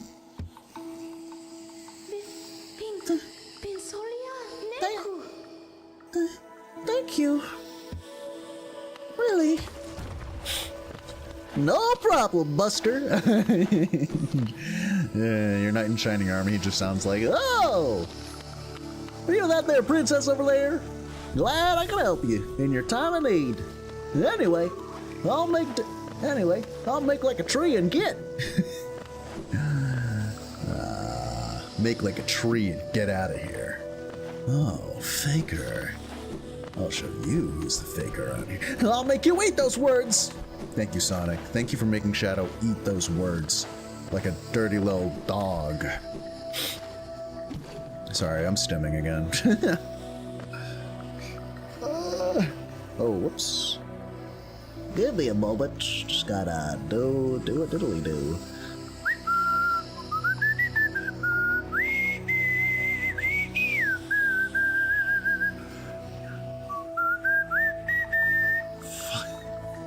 That was close. I almost just automatically clicked on a Silk Song stream. Holy! I almost put my life in jeopardy. Oh, man. Well, bye now. It was a pleasure getting to know you guys. You're all really strong. All right, bye. Bye. Thank you.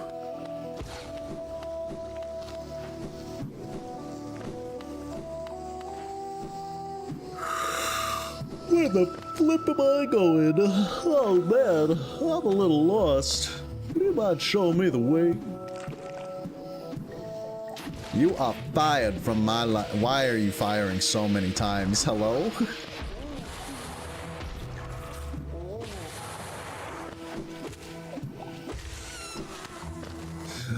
Bum bum bum bum bum bum. Bum bum bum bum bum bum. Bum bum bum bum bum bum.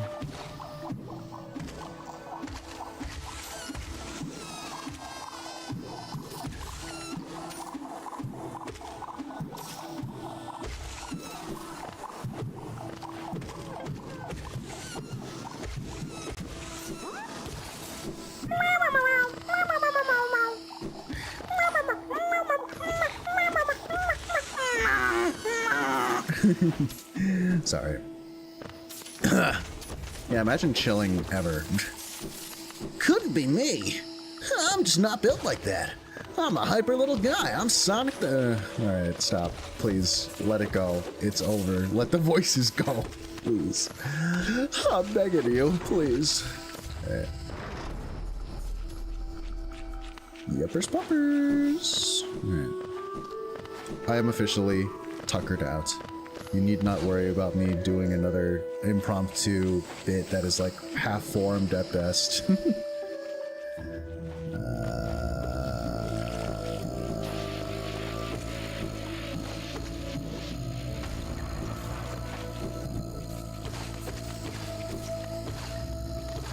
Oh man. Ah, dang it. Oh no.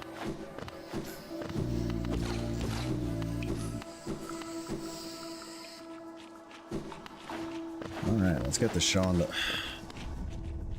Here ends the Pilgrim's Way. Hollowness' heart lays open before you. Proceed onward to share in its glory. Will do, Chief. I'm sure as shit that it's definitely not gonna be deserted and haunted as hell over there. Why, I can damn near guarantee you that it'll be a pleasant little Sunday trip, fun little pilgrimage of sorts. Where I'll get in touch with God and learn all there is to know, about Hollowness' great glory. Certainly won't be littered with corpses and zombies of the sort. Absolutely not. That would never happen to Hollowness. That would never happen to Hollowness. Hollowness is an infallible kingdom. An infallible kingdom that has never done any wrong, never committed any acts of heresy, never disenfranchised any of its populace, never put anyone actively in danger, and never engaged in any sort of questionable conduct. That would be simply not the Hollowness way. And I'm the Hollow Knight, I should know. I'm not the Hollow Knight. Immediately violated the lore. A large knight statue. There's a socket on its chest. Insert the city crest. Yuppers puppers. Yay! I'm so excited. Oh no. You got the stone, Luigi. That means you lose.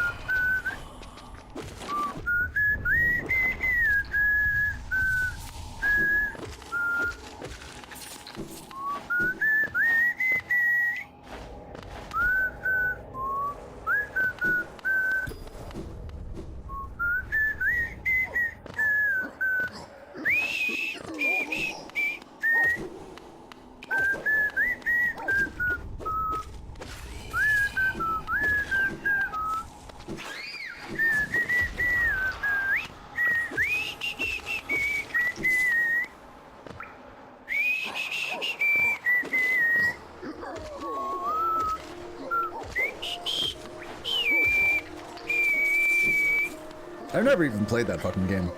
Portal? Never even heard of it. What even is a portal? Can I eat it?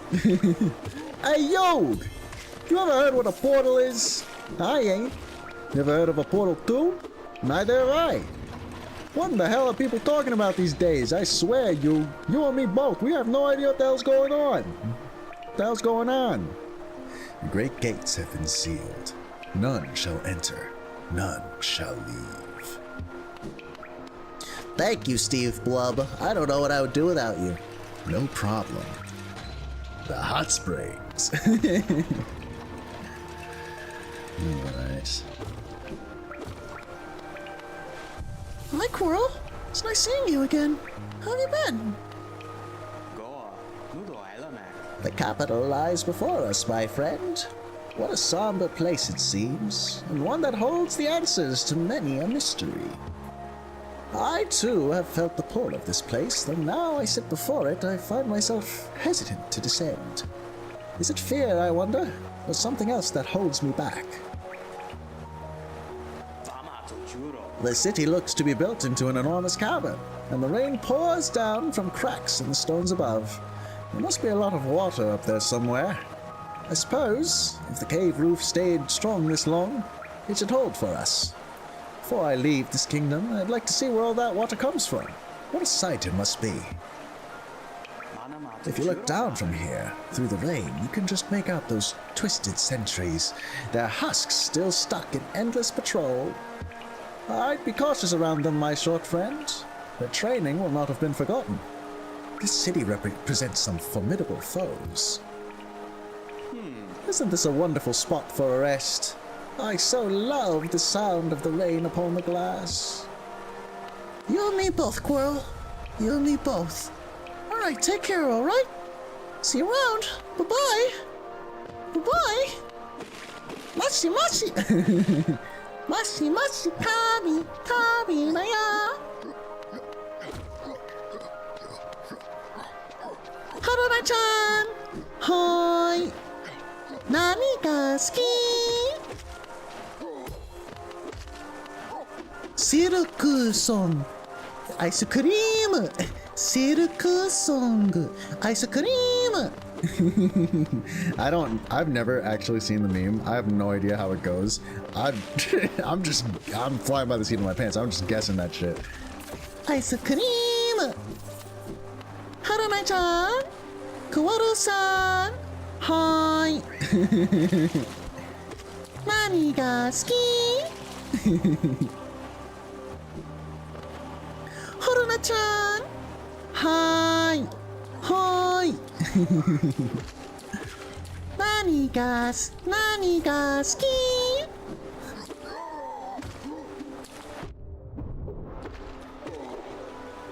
Pale ghost. Pale ghost. Ice cream. Ice cream. Ice cream.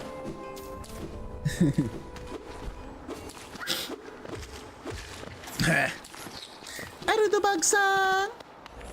Erudubug-chan. Hi. Hi. Nani ga suki? Doto. Doto. Doto. Doto mara. Doto. Doruto. Doruto motu. Doruto motu. Doruto motu sa. Doruto motu. Doruto. Is that how it would be pronounced? I actually have no idea. Doruto motu. Ice cream. Ice cream. That's really. Ugh. Have you bought me another nail to be honed? Leave it on the ground and return later, if you're still breathing. Oh, I thought you were someone else. After a nailsmith, are you? Well, you found one. I'm not much for talk, but if it's a nail that needs repair, then you've come to the right bug. Your own nail is in quite a sorry state. It's obviously not one of mine. Still, anything can be refined with enough effort and skill. Even that broken blade. If you'd like, I can reforge your nail. It'll make the blade far more deadly. Yeah, of course. I'd be down. I'm itching for it. I'm itching for a I'm itching for a forge. I'm itching for an upgrade of sorts. As you wish. I'll get to work then.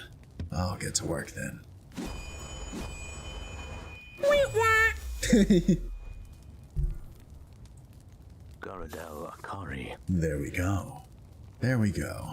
The reforging is complete. I've honed your nail's edge. You'll find it much stronger than it used to be. Head out there and test its strength against your foes. Vendasu. You're still here. You're still here. Is there something else you want? If you bring me a piece of pale ore, I can forge it into your nail and make it stronger still. Sure you can, because you're the nailsmith after the pure nail. I know the whole rigmarole. Ouch! That's not what I wanted. I'm like consistently forgetting to heal. That's like slightly problematic.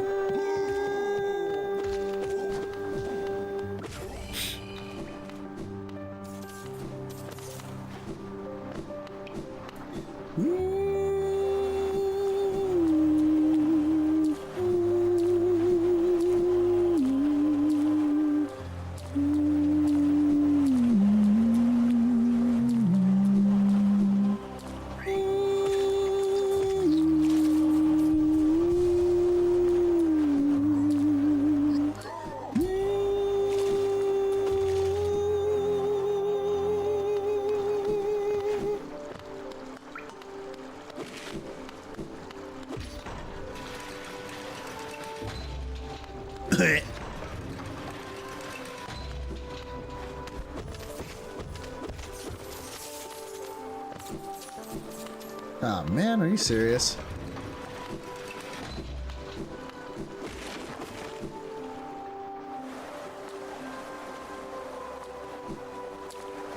Here we go.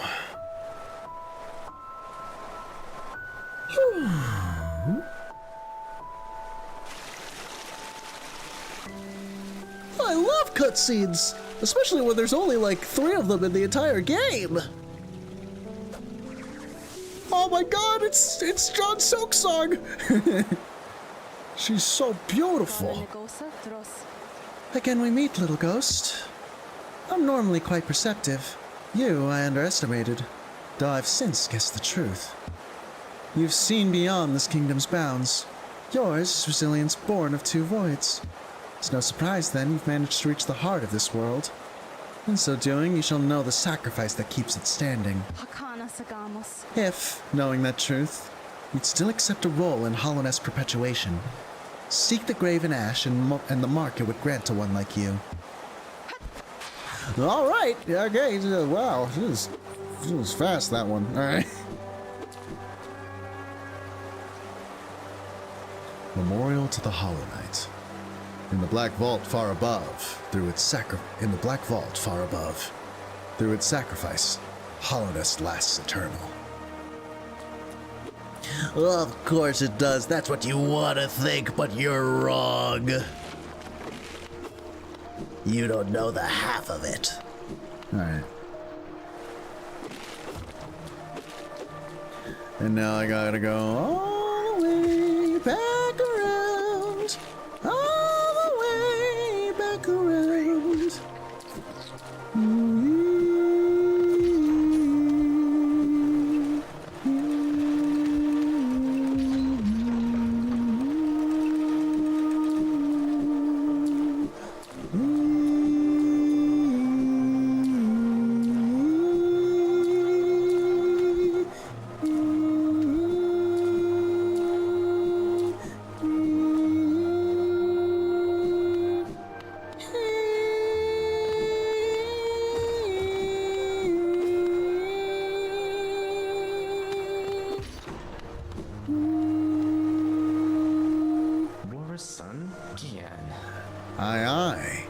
Come searching for rare items, have you? Well, hands off. This collection is mine, and I won't be selling to grubby little wanderers. Still, I imagine you come across many interesting items in your travels. Maybe you'd care to part with some. I'll offer a fair trade for each. Velmi Artridge. These journals give us an interesting glimpse into the minds and hearts of those who lived before us. They're a common find, so I can't offer you too much for them. A wanderer's journal, eh? Though they're common finds throughout the kingdom. I much enjoy deciphering the deciphering of their text. Read together, they paint a morbid tale. It seems fate was unkind to most who travel within Hollowness ruin. Another wanderer's journal. I might not offer a lot for each, but they're plentiful about the caverns, and I doubt you'll find another willing to make trade for Geo. These ornate seals were the official symbols of the king and his knights, and were treasured by those who carried them. The king and his knights are long gone, but seals still hold value as curiosities. I'll pay a modest price for them. A Hollowness seal, eh? Very interesting, this. Do you know of the kingdom's 5 great knights? They're revered figures of Hollowness, often mentioned in the annals of the kingdom, but only as a group. Both their names and appearance seem to have been expunged from history. So long has passed since their time. It'd be a grand achievement to discover their identities. Another Hollowness seal? Pass it over. I enjoy collecting their like, but there's little information to be gleaned of each. Mind you, they do keep a nice shine about them, and there's nothing wrong with appreciating something purely on aesthetic merits. A Hollowness seal, eh?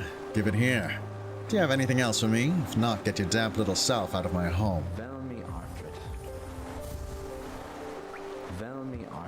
Others have told me there's a statue out by the city's entrance depicting a large knightly figure. Could be one of the kingdom's great 5. I'd have looked it over myself, but the gate's long been shut tight, and it's too much hassle taking the long way around with all those blasted husks about. Looks like you don't have any relics on you. If you manage to find any in good condition, bring them to me and I'll give you a fair amount of geo for them. No touching the antiques. My stock is not for sale. So, if you manage to come upon any interesting trinkets during your travels, I may be willing to trade. Step over to the counter here and I'll see what you got. There's a forgotten history hidden in this kingdom's antiques, though few seem willing to look. Others come just to claw away at the cracks and ruins. Scavengers and thieves. It's contemptible. We've talked enough, I think. Relics need cleaning, texts need deciphering. Out with you. This isn't a museum.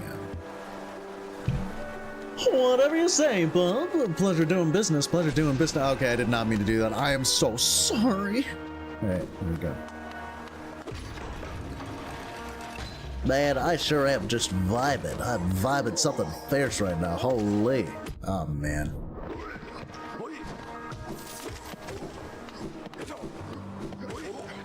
Oi! Yoshi! Yoshi.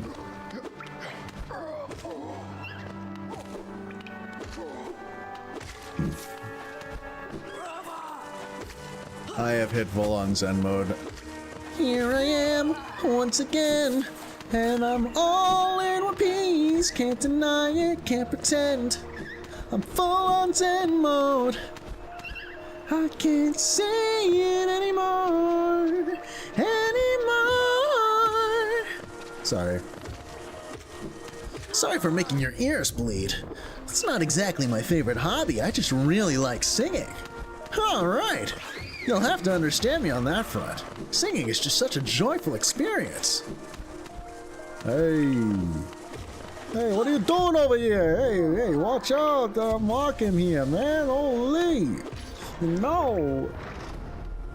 Something about doing voices sometimes you end up with this deeply twisted and warped perception of the way certain people sound. and it results in you just rattling off like a collection of like maybe 2 or 3 vocal idiosyncrasies, and it just ends up sounding like a pure caricature of a certain person, maybe, just maybe. And it's fully gotten away from the original person. You've just lost the plot entirely. And now you just sound all crazy and don't ask me why I suddenly peeled off into that.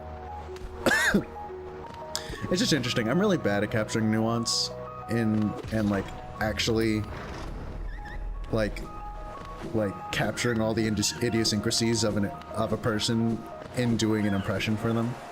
I'm really, really bad at that. Like the people who do breakdowns for like popular influencer voices and then list out all their idiosyncrasies, I'm just like, wow.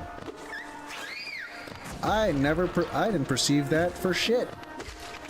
I'm just a goober who like can quote like 1 or 2 things. Like every accent I do needs a prompt.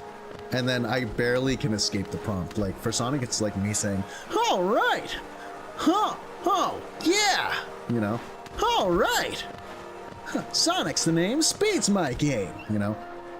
And then for like Kermit, it's like, my Kermit impression's not even good, but if there's anything that I want to say as Kermit to like get primed for it, it's well,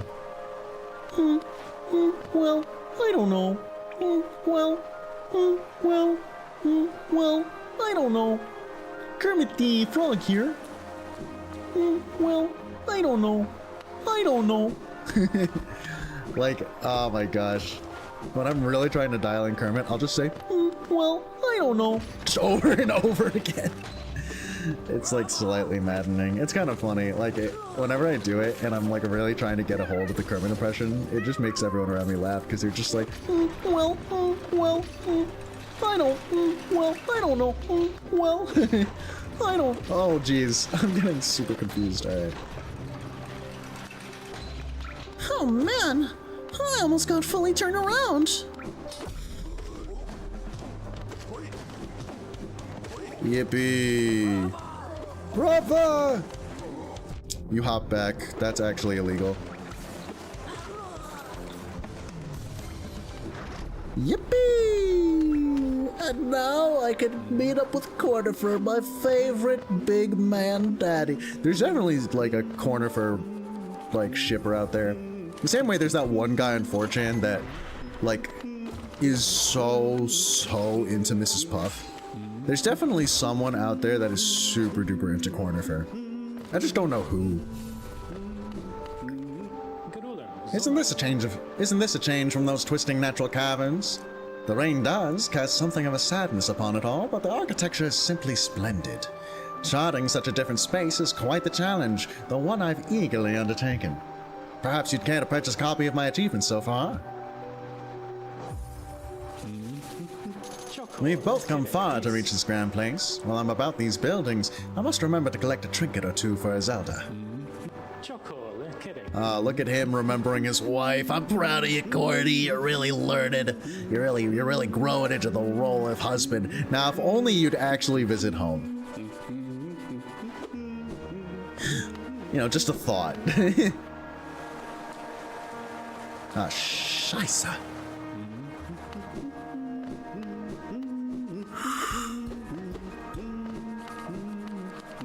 Wee woo. I might as well, right? Actually, no. What I'll do is I'll do Soul Master first, and then I'll go all the way to the left. Ah! That was close! Oh! Arrivederci! Mamma mia! That was a close one!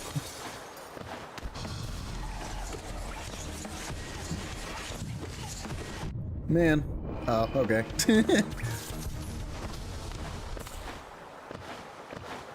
Let's go! To the Soul Sanctum we go! Excuse me for a second while I bust a wall open.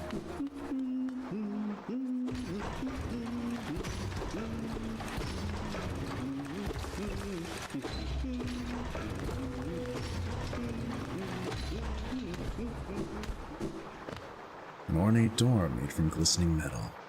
There's a slot for some kind of key. Good to know, Jarvis, thank you. I appreciate it. I wouldn't have known that a door had a slot for a key. That's actually... Nuts bonkers crazy! You know?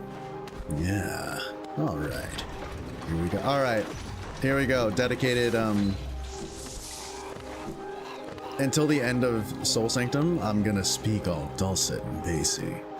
Alright, welcome to Soul Sanctum. I'll be your host today, Pijo. This place, admittedly, I'm not the biggest fan of exploring this place. Just a whole lot of specters roaming around and a whole lot of messy noise all over the place and a lot of ambient noise. It's truly not the most pleasant aesthetic to sit through, especially all the whispering and whatnot. It's rather disruptive. I'm not a big fan, but I can make do. And besides, I still love this game regardless. Nothing can stop that. Record Abba. The mind still limits us so. How to break past its constraints, to attain a pure focus. Is it even possible? Corinthians.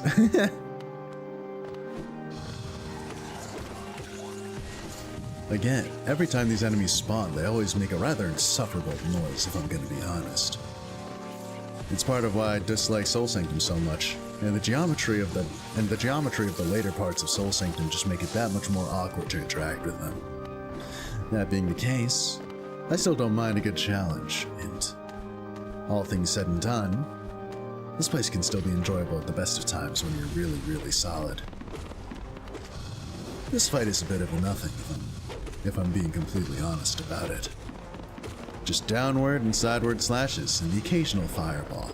Nothing too big at play here. Compared to Mantis Lords, this feels like a pretty strict downgrade, but it's also just a mini-boss in nature. And honestly, Mantis Lords are fundamentally a pretty tough act to follow, so who am I to judge, truly? Now this is where Soul Sanctum likely suffers the most. These deeply constricted corridors really make fighting these guys a humongous hassle. And I'm not the biggest fan, if I'm honest. And then there are these guys who just show up out of nowhere. Big killjoys, big time ruiners. But oh well, they're not gonna harsh my mellow too bad, and they go down easily enough. The more I talk in this voice, the more I realize it's actually pretty difficult to keep up these dulcet tones. My voice in particular, isn't exactly bassy by nature, so I'm having to do put in a little bit of legwork just to get this going. Which is odd enough, because, frankly, doing other deep impressions like the Nailsmith voice that I was doing earlier, far more easy. I don't know what about this is so challenging right now. Can't quite wrap my head around it. I don't know what's changed.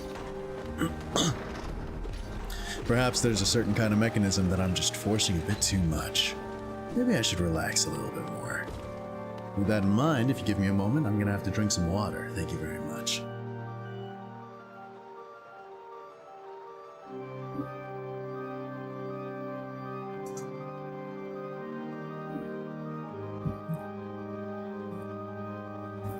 Oh, man.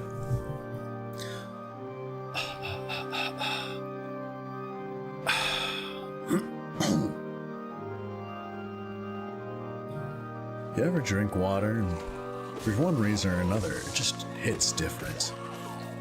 Water is ordinarily what I would consider tasteless, but in the best of times, when you need it most, water truly tastes sweet. Though I suppose that's applicable to most things as soon as you find yourself hungry or thirsty. Their taste is just somehow enhanced. It's a very interesting phenomenon, that one. I wonder if there have been any studies done on it. I'd really like to know what... Oh, okay, there are two of them. Sorry. I was caught slightly off guard by the circumstances, but it's okay. We're carrying on through, and we're staying alive in the process. That's good.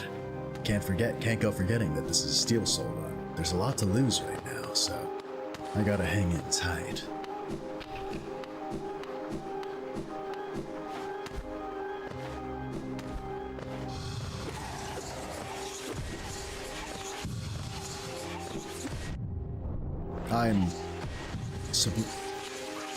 I feel like I'm not playing to my best ability right now, but I'll just have to make do. Just make sure you don't die. That's the one thing I ask. And you're not doing such a great job. What's going on today? Do you really need to take a break? No way, you haven't even been streaming that long. Or are you just slightly sleep deprived? Your sleep schedule has been pretty questionable as of late. Just hold on through. You can surely beat Soul Master without too much trouble. Just make sure you don't lose it before then. And make sure you swing twice on these guys. Oh man, you're running low on soul too. This is the first deficit you've run the entire time.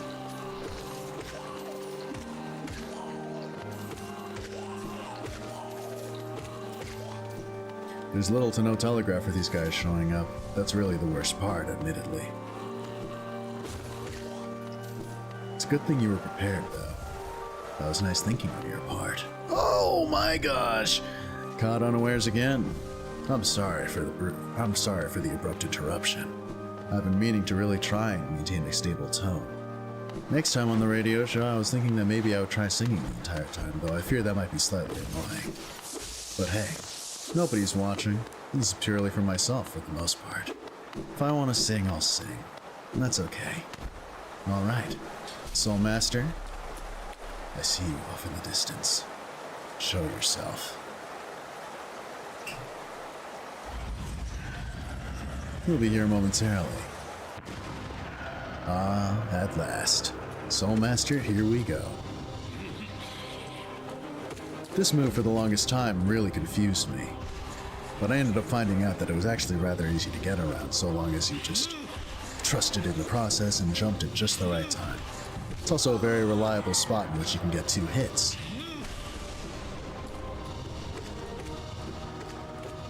I often forget about this fight and how I feel about it exactly, but in hindsight, I actually think it's a rather enjoyable dance. It certainly doesn't hit the same bar of excellence that Mantis Lords or Sisters of Battle or NKG do, but it is quite a fun fight if I do say so myself. Especially the enhanced Soul Tyrant form. That one is particularly strong.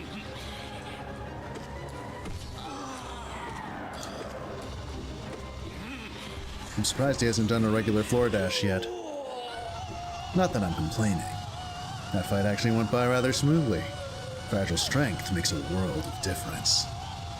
I'm really starting to lose the fry on the lower end of my voice, so I'm gonna have to pause this soon, but I'll see if I can hold out until the end of the Soul Master fight. Oh yeah, did I forget to mention? That was a fake out. This bit is a little cringe. I'm afraid my voice isn't actually that dulcet or soothing to listen to, so it's altogether possible this is pretty unnatural. I apologize for those who find this actually rather off-putting. I'll try my best to keep this to a minimum. But admittedly, it's also just rather relaxing. I'm not really doing... Anytime I do a voice or sing something, I need to be perfectly clear. It's not because I think I'm particularly good at it. It's just because I enjoy doing it, so... Apologies if it ends up grating on your ears, but I hope you guys will stick with me through this. It's been really enjoyable so far, and I really appreciate it. Consume the Desolate Dive. Tap circle while holding down to strike the earth with a burst of power. Spells will deplete soul. Replenish soul by striking enemies.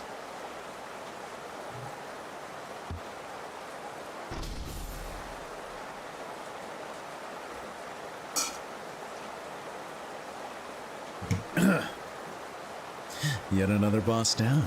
Alright, let's get a move on.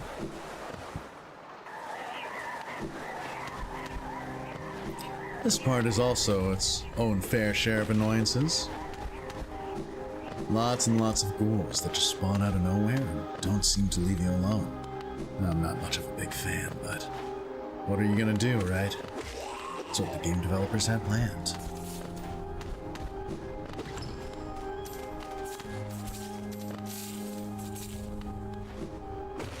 Is it me, or is that less money than what the Mantis Lords give? I suppose that makes sense if the game advises you to handle this fight first before the Mantis Lord fight, but I still can't believe that's the actual reality that's intended. The Mantis Lord fight isn't particularly difficult after all. But, of course, That's simply the perspective of a particularly experienced Metroidvania player. So what do I know?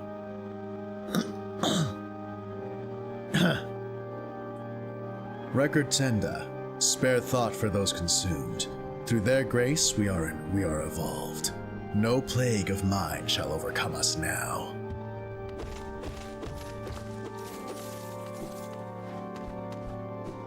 Alright, let's get a move on.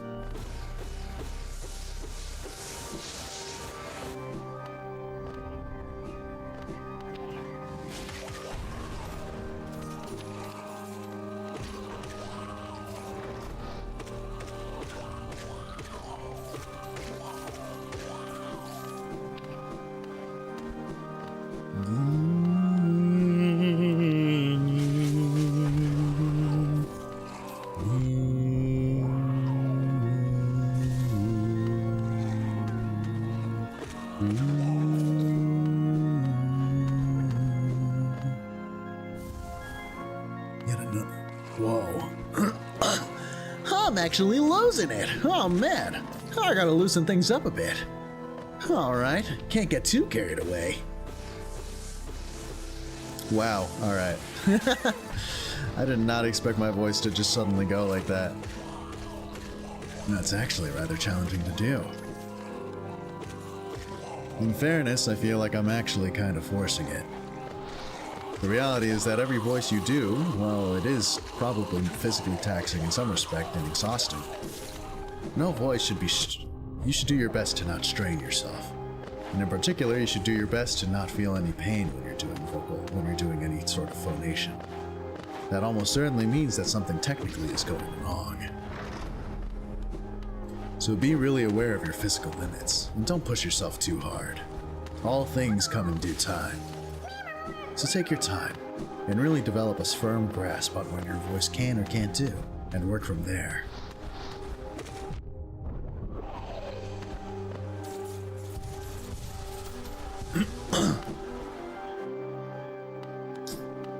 Oh man, I think I'm starting to get a little sleepy. Looking forward to getting a good night's sleep tonight. I am, however, unfortunately gonna have to wake up kinda early tomorrow, so we'll see what I can do. Might have to take a nap on the way back, or just as soon as I get back.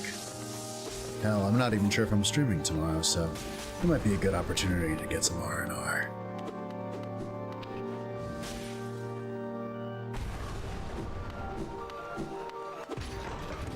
The other thing that I dislike about the Soul Sanctum is the fact that the way back is just very long and winding. I'm thankful that you don't really have to visit this place again, but it's just a bit of a pain. If you catch my drift. Okay, let's make our way to that stag station, and I'm thinking maybe we'll call it there.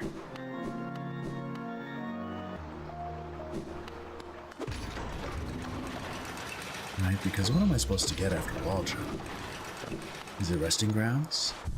I suppose so, because that brings me to Dreammill, correct? That seems like a valid way to go. Oh, Zout. Long time no see. Hi! Watch where you're going, you soggy vagabond. I don't want you splashing me. I've had a miserable time trying to keep dry. I am Zoat the Mighty, a knight of great renown. If I decide that I'm going to stay dry, then that's what's going to happen. Curse this wretched city. Water and monsters constantly fall from above. It's no wonder this blasted kingdom fell to ruin. Have you seen them? The gods who still patrol this city even after dying. Being overly devoted to one's duties is no virtue.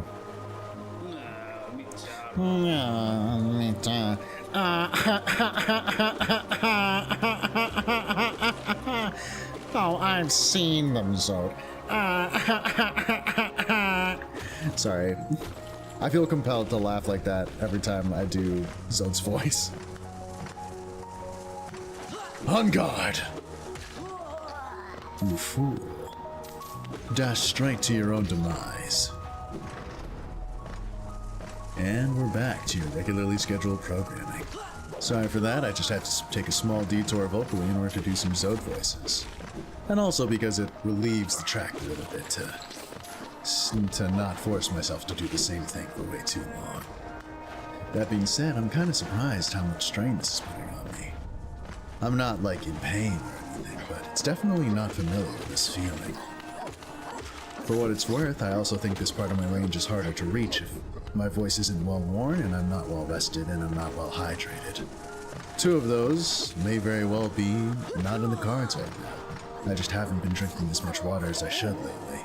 And I also haven't been sleeping as much as I should lately. Admittedly, these Admittedly, these late night streams have really been putting a damper on my sleep schedule. But hopefully I can rectify that with a bit more when I really get into the swing of things. Now, as for when I'll get into the swing of things, who can really say? But here's hoping it's sooner rather than later. All good things in due time, I suppose. Can't rush. Just gotta take care of myself. Work on it step by step.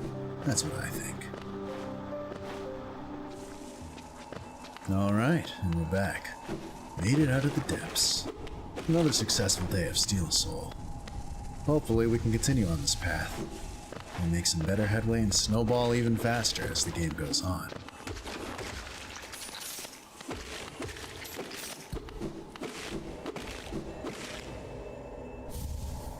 Yet another Wanderer's Journal. Alright.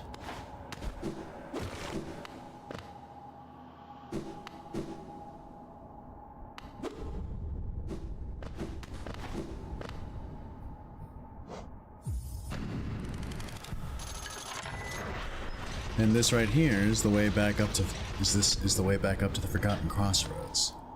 Can't go forgetting that, though admittedly I don't know how much I actually use that particular elevator. Doesn't strike me as particularly useful from what I can remember, but who knows? We may actually render certain areas that I happen to have forgotten about accessible. Maybe I'll give that a look right before ending off. Alright. Shortcut unlocked. As soon as I finish talking to the stag and sit on that bench, the radio show will be over. Thank you very much for listening. I really appreciate your patronage. It's been much appreciated. Hello there, Mr. Stag. It's wonderful seeing you again. I remember this station well. A common trip it was. Goods from all over the kingdom were transported here. Not a lot was sent back the other way, though. Fancy hearing that. Makes a lot of sense. This seems like a central area for commerce. Thank you very much. I appreciate the information as always, Mr. Stag. Have a nice night. I'll be seeing you around. And that's the end of that. Oh man, what a relief. Yeah, you might notice it's not that far away. It's not that far removed from my normal voice. Actually, I have no idea how far removed it is. But doing that kind of burning, half-produced thing, that actually doing that for a sustained period of time can place some significant strain on your cords. Just because, like, partial closure like that is, I don't know if it's necessarily bad for your voice, or not bad, but like necessarily something that strains your vocal cords. But it definitely feels a little unnatural to do for way too long. And I was only doing that because, admittedly, I don't think I have particularly solid access to my vocal fry right now, which means I don't think my voice is in its best condition at the moment, which is kind of unfortunate, but, you know, it is what it is. Like, what am I going to do about that, right? What to do? Oh, I don't think I went here during my first run. And that's fine, it's just, you know.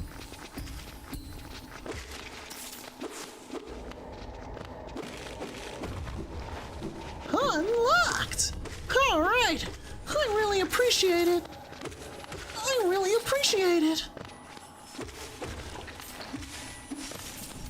Oh, really? Is this a vessel fragment? Yay! Yay! Well, I don't know. Yay! I had it the other day. I don't remember how Kermit does the yay. Well, it is what it is. Can I go to Salubra now? Here I am suddenly just deciding to do way more.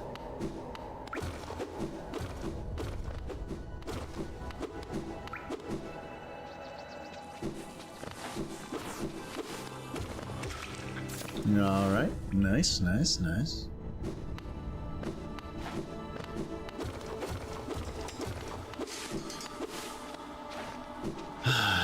Low energy nights.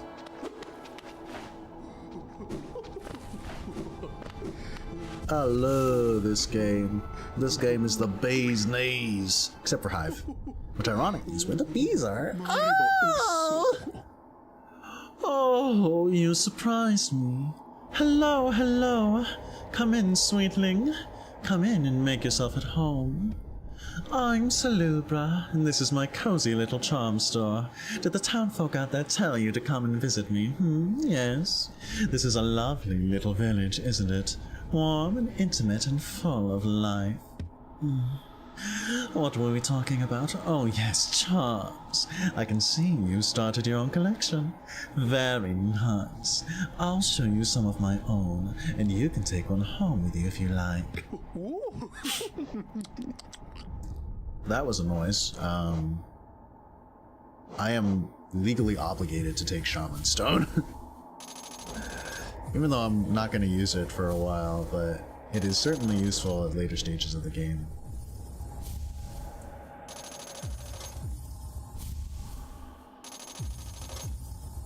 Oh, boy.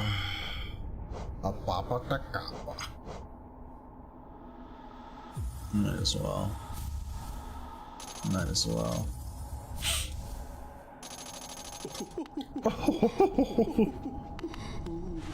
Thank you. I need to get the Lumify Lantern. Oh, you know what? Fragile strength time! Because I forgot I wasn't wearing it to begin with. I'm a little bit of a doofus. Thank you. And now, I am the strongest ever. That's a Janae reference, I'm sorry.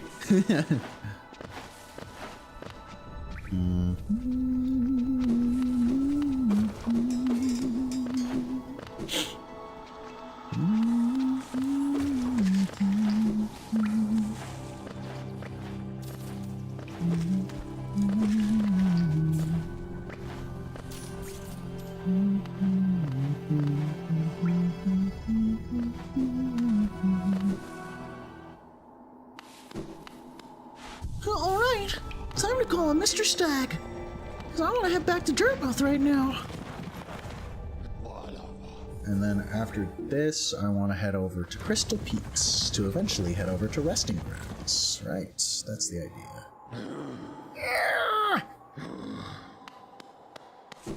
Thank you, Mr. Stag. I'll be back in a Well, actually, I won't be back. Because I want to go to Crystal Peaks after this.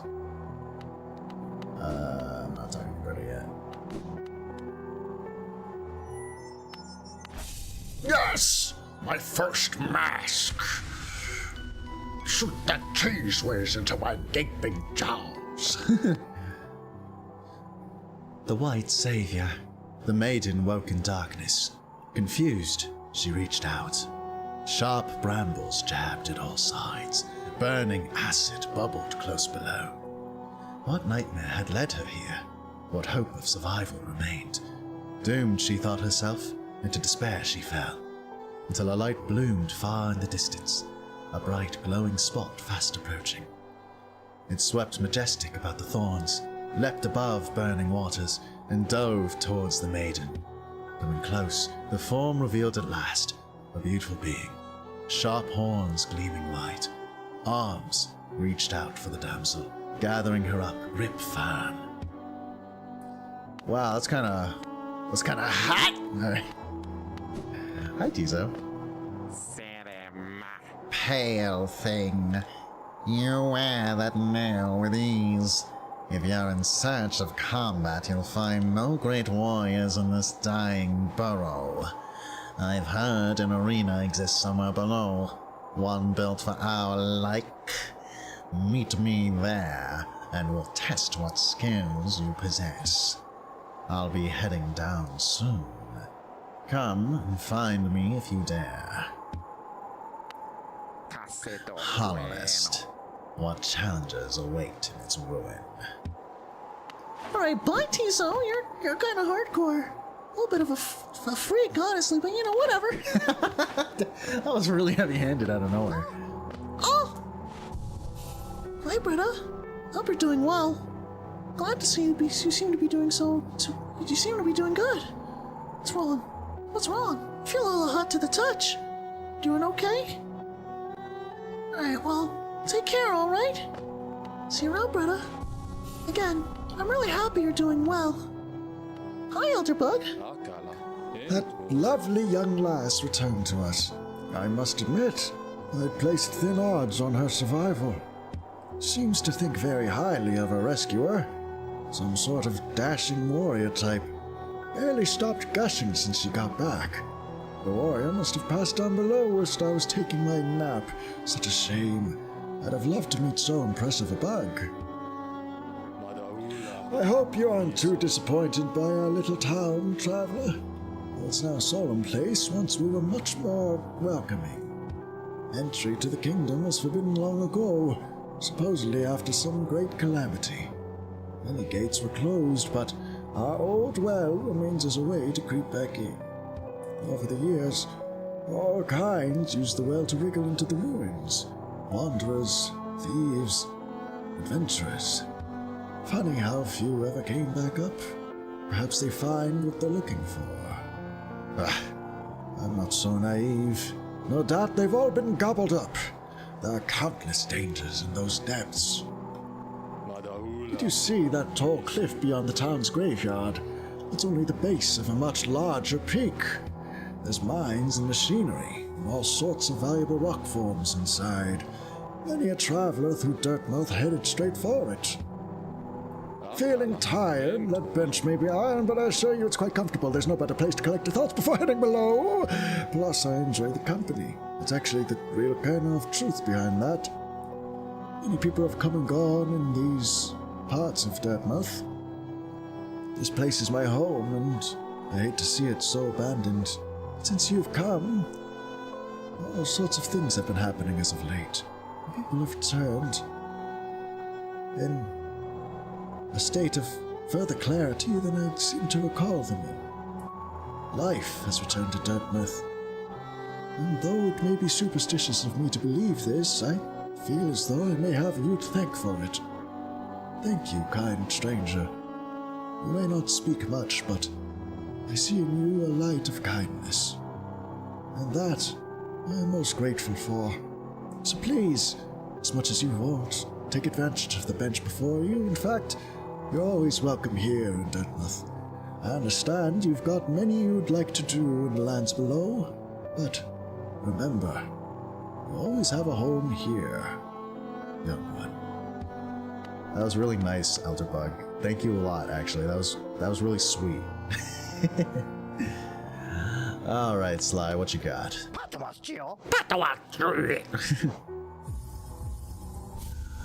Alright, here we go.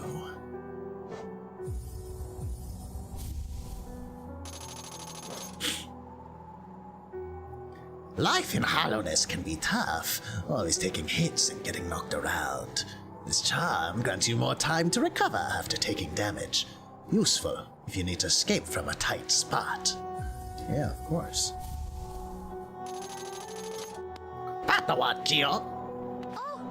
Oh! Alright. Alright.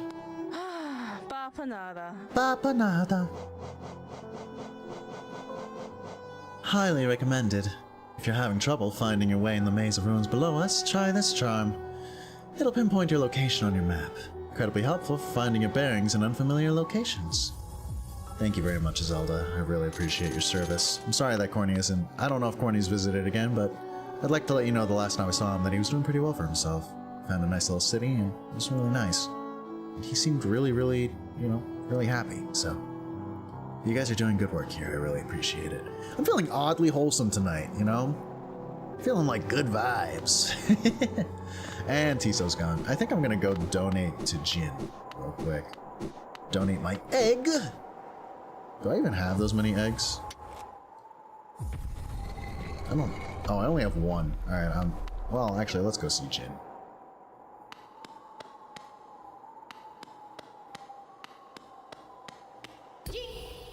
Jin!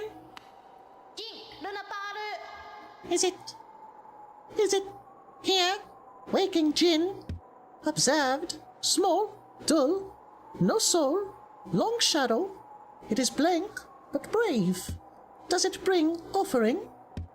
Jin has only many small, shiny things, useless to Jin, but will trade for wonderful gifts. Would it offer gift so wonderful to Jin? Yeah, give Jin a rancid egg. What the fuck do you want this for? Gift? Gift is horrible gift, disgusting. But Jin knows, one who appreciates. Friend of Jin, eats nasties, loves nasties, shall accept, shall provide. Shinies for tiny it. Good to give shinies. Less burden for Jin. Less burden for Jin.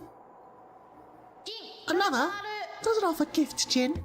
A problem. Did not bring the gift Jin wants. No trade can occur. None. Will it seek out the gift Jin wants? The horrible, round, disgusting gift? Will it return? Jin will be waiting. Jin will be waiting. Yeah, I need to be less exaggeratory with it. But I think that's feels right. There's definitely another way of doing it. Jin will be right. Jin, will you return with Jin's gift? Jin will be right. Like, you could just go like the Aegis direction, you know? Like the robot, high-pitched robot sound and voice, you know?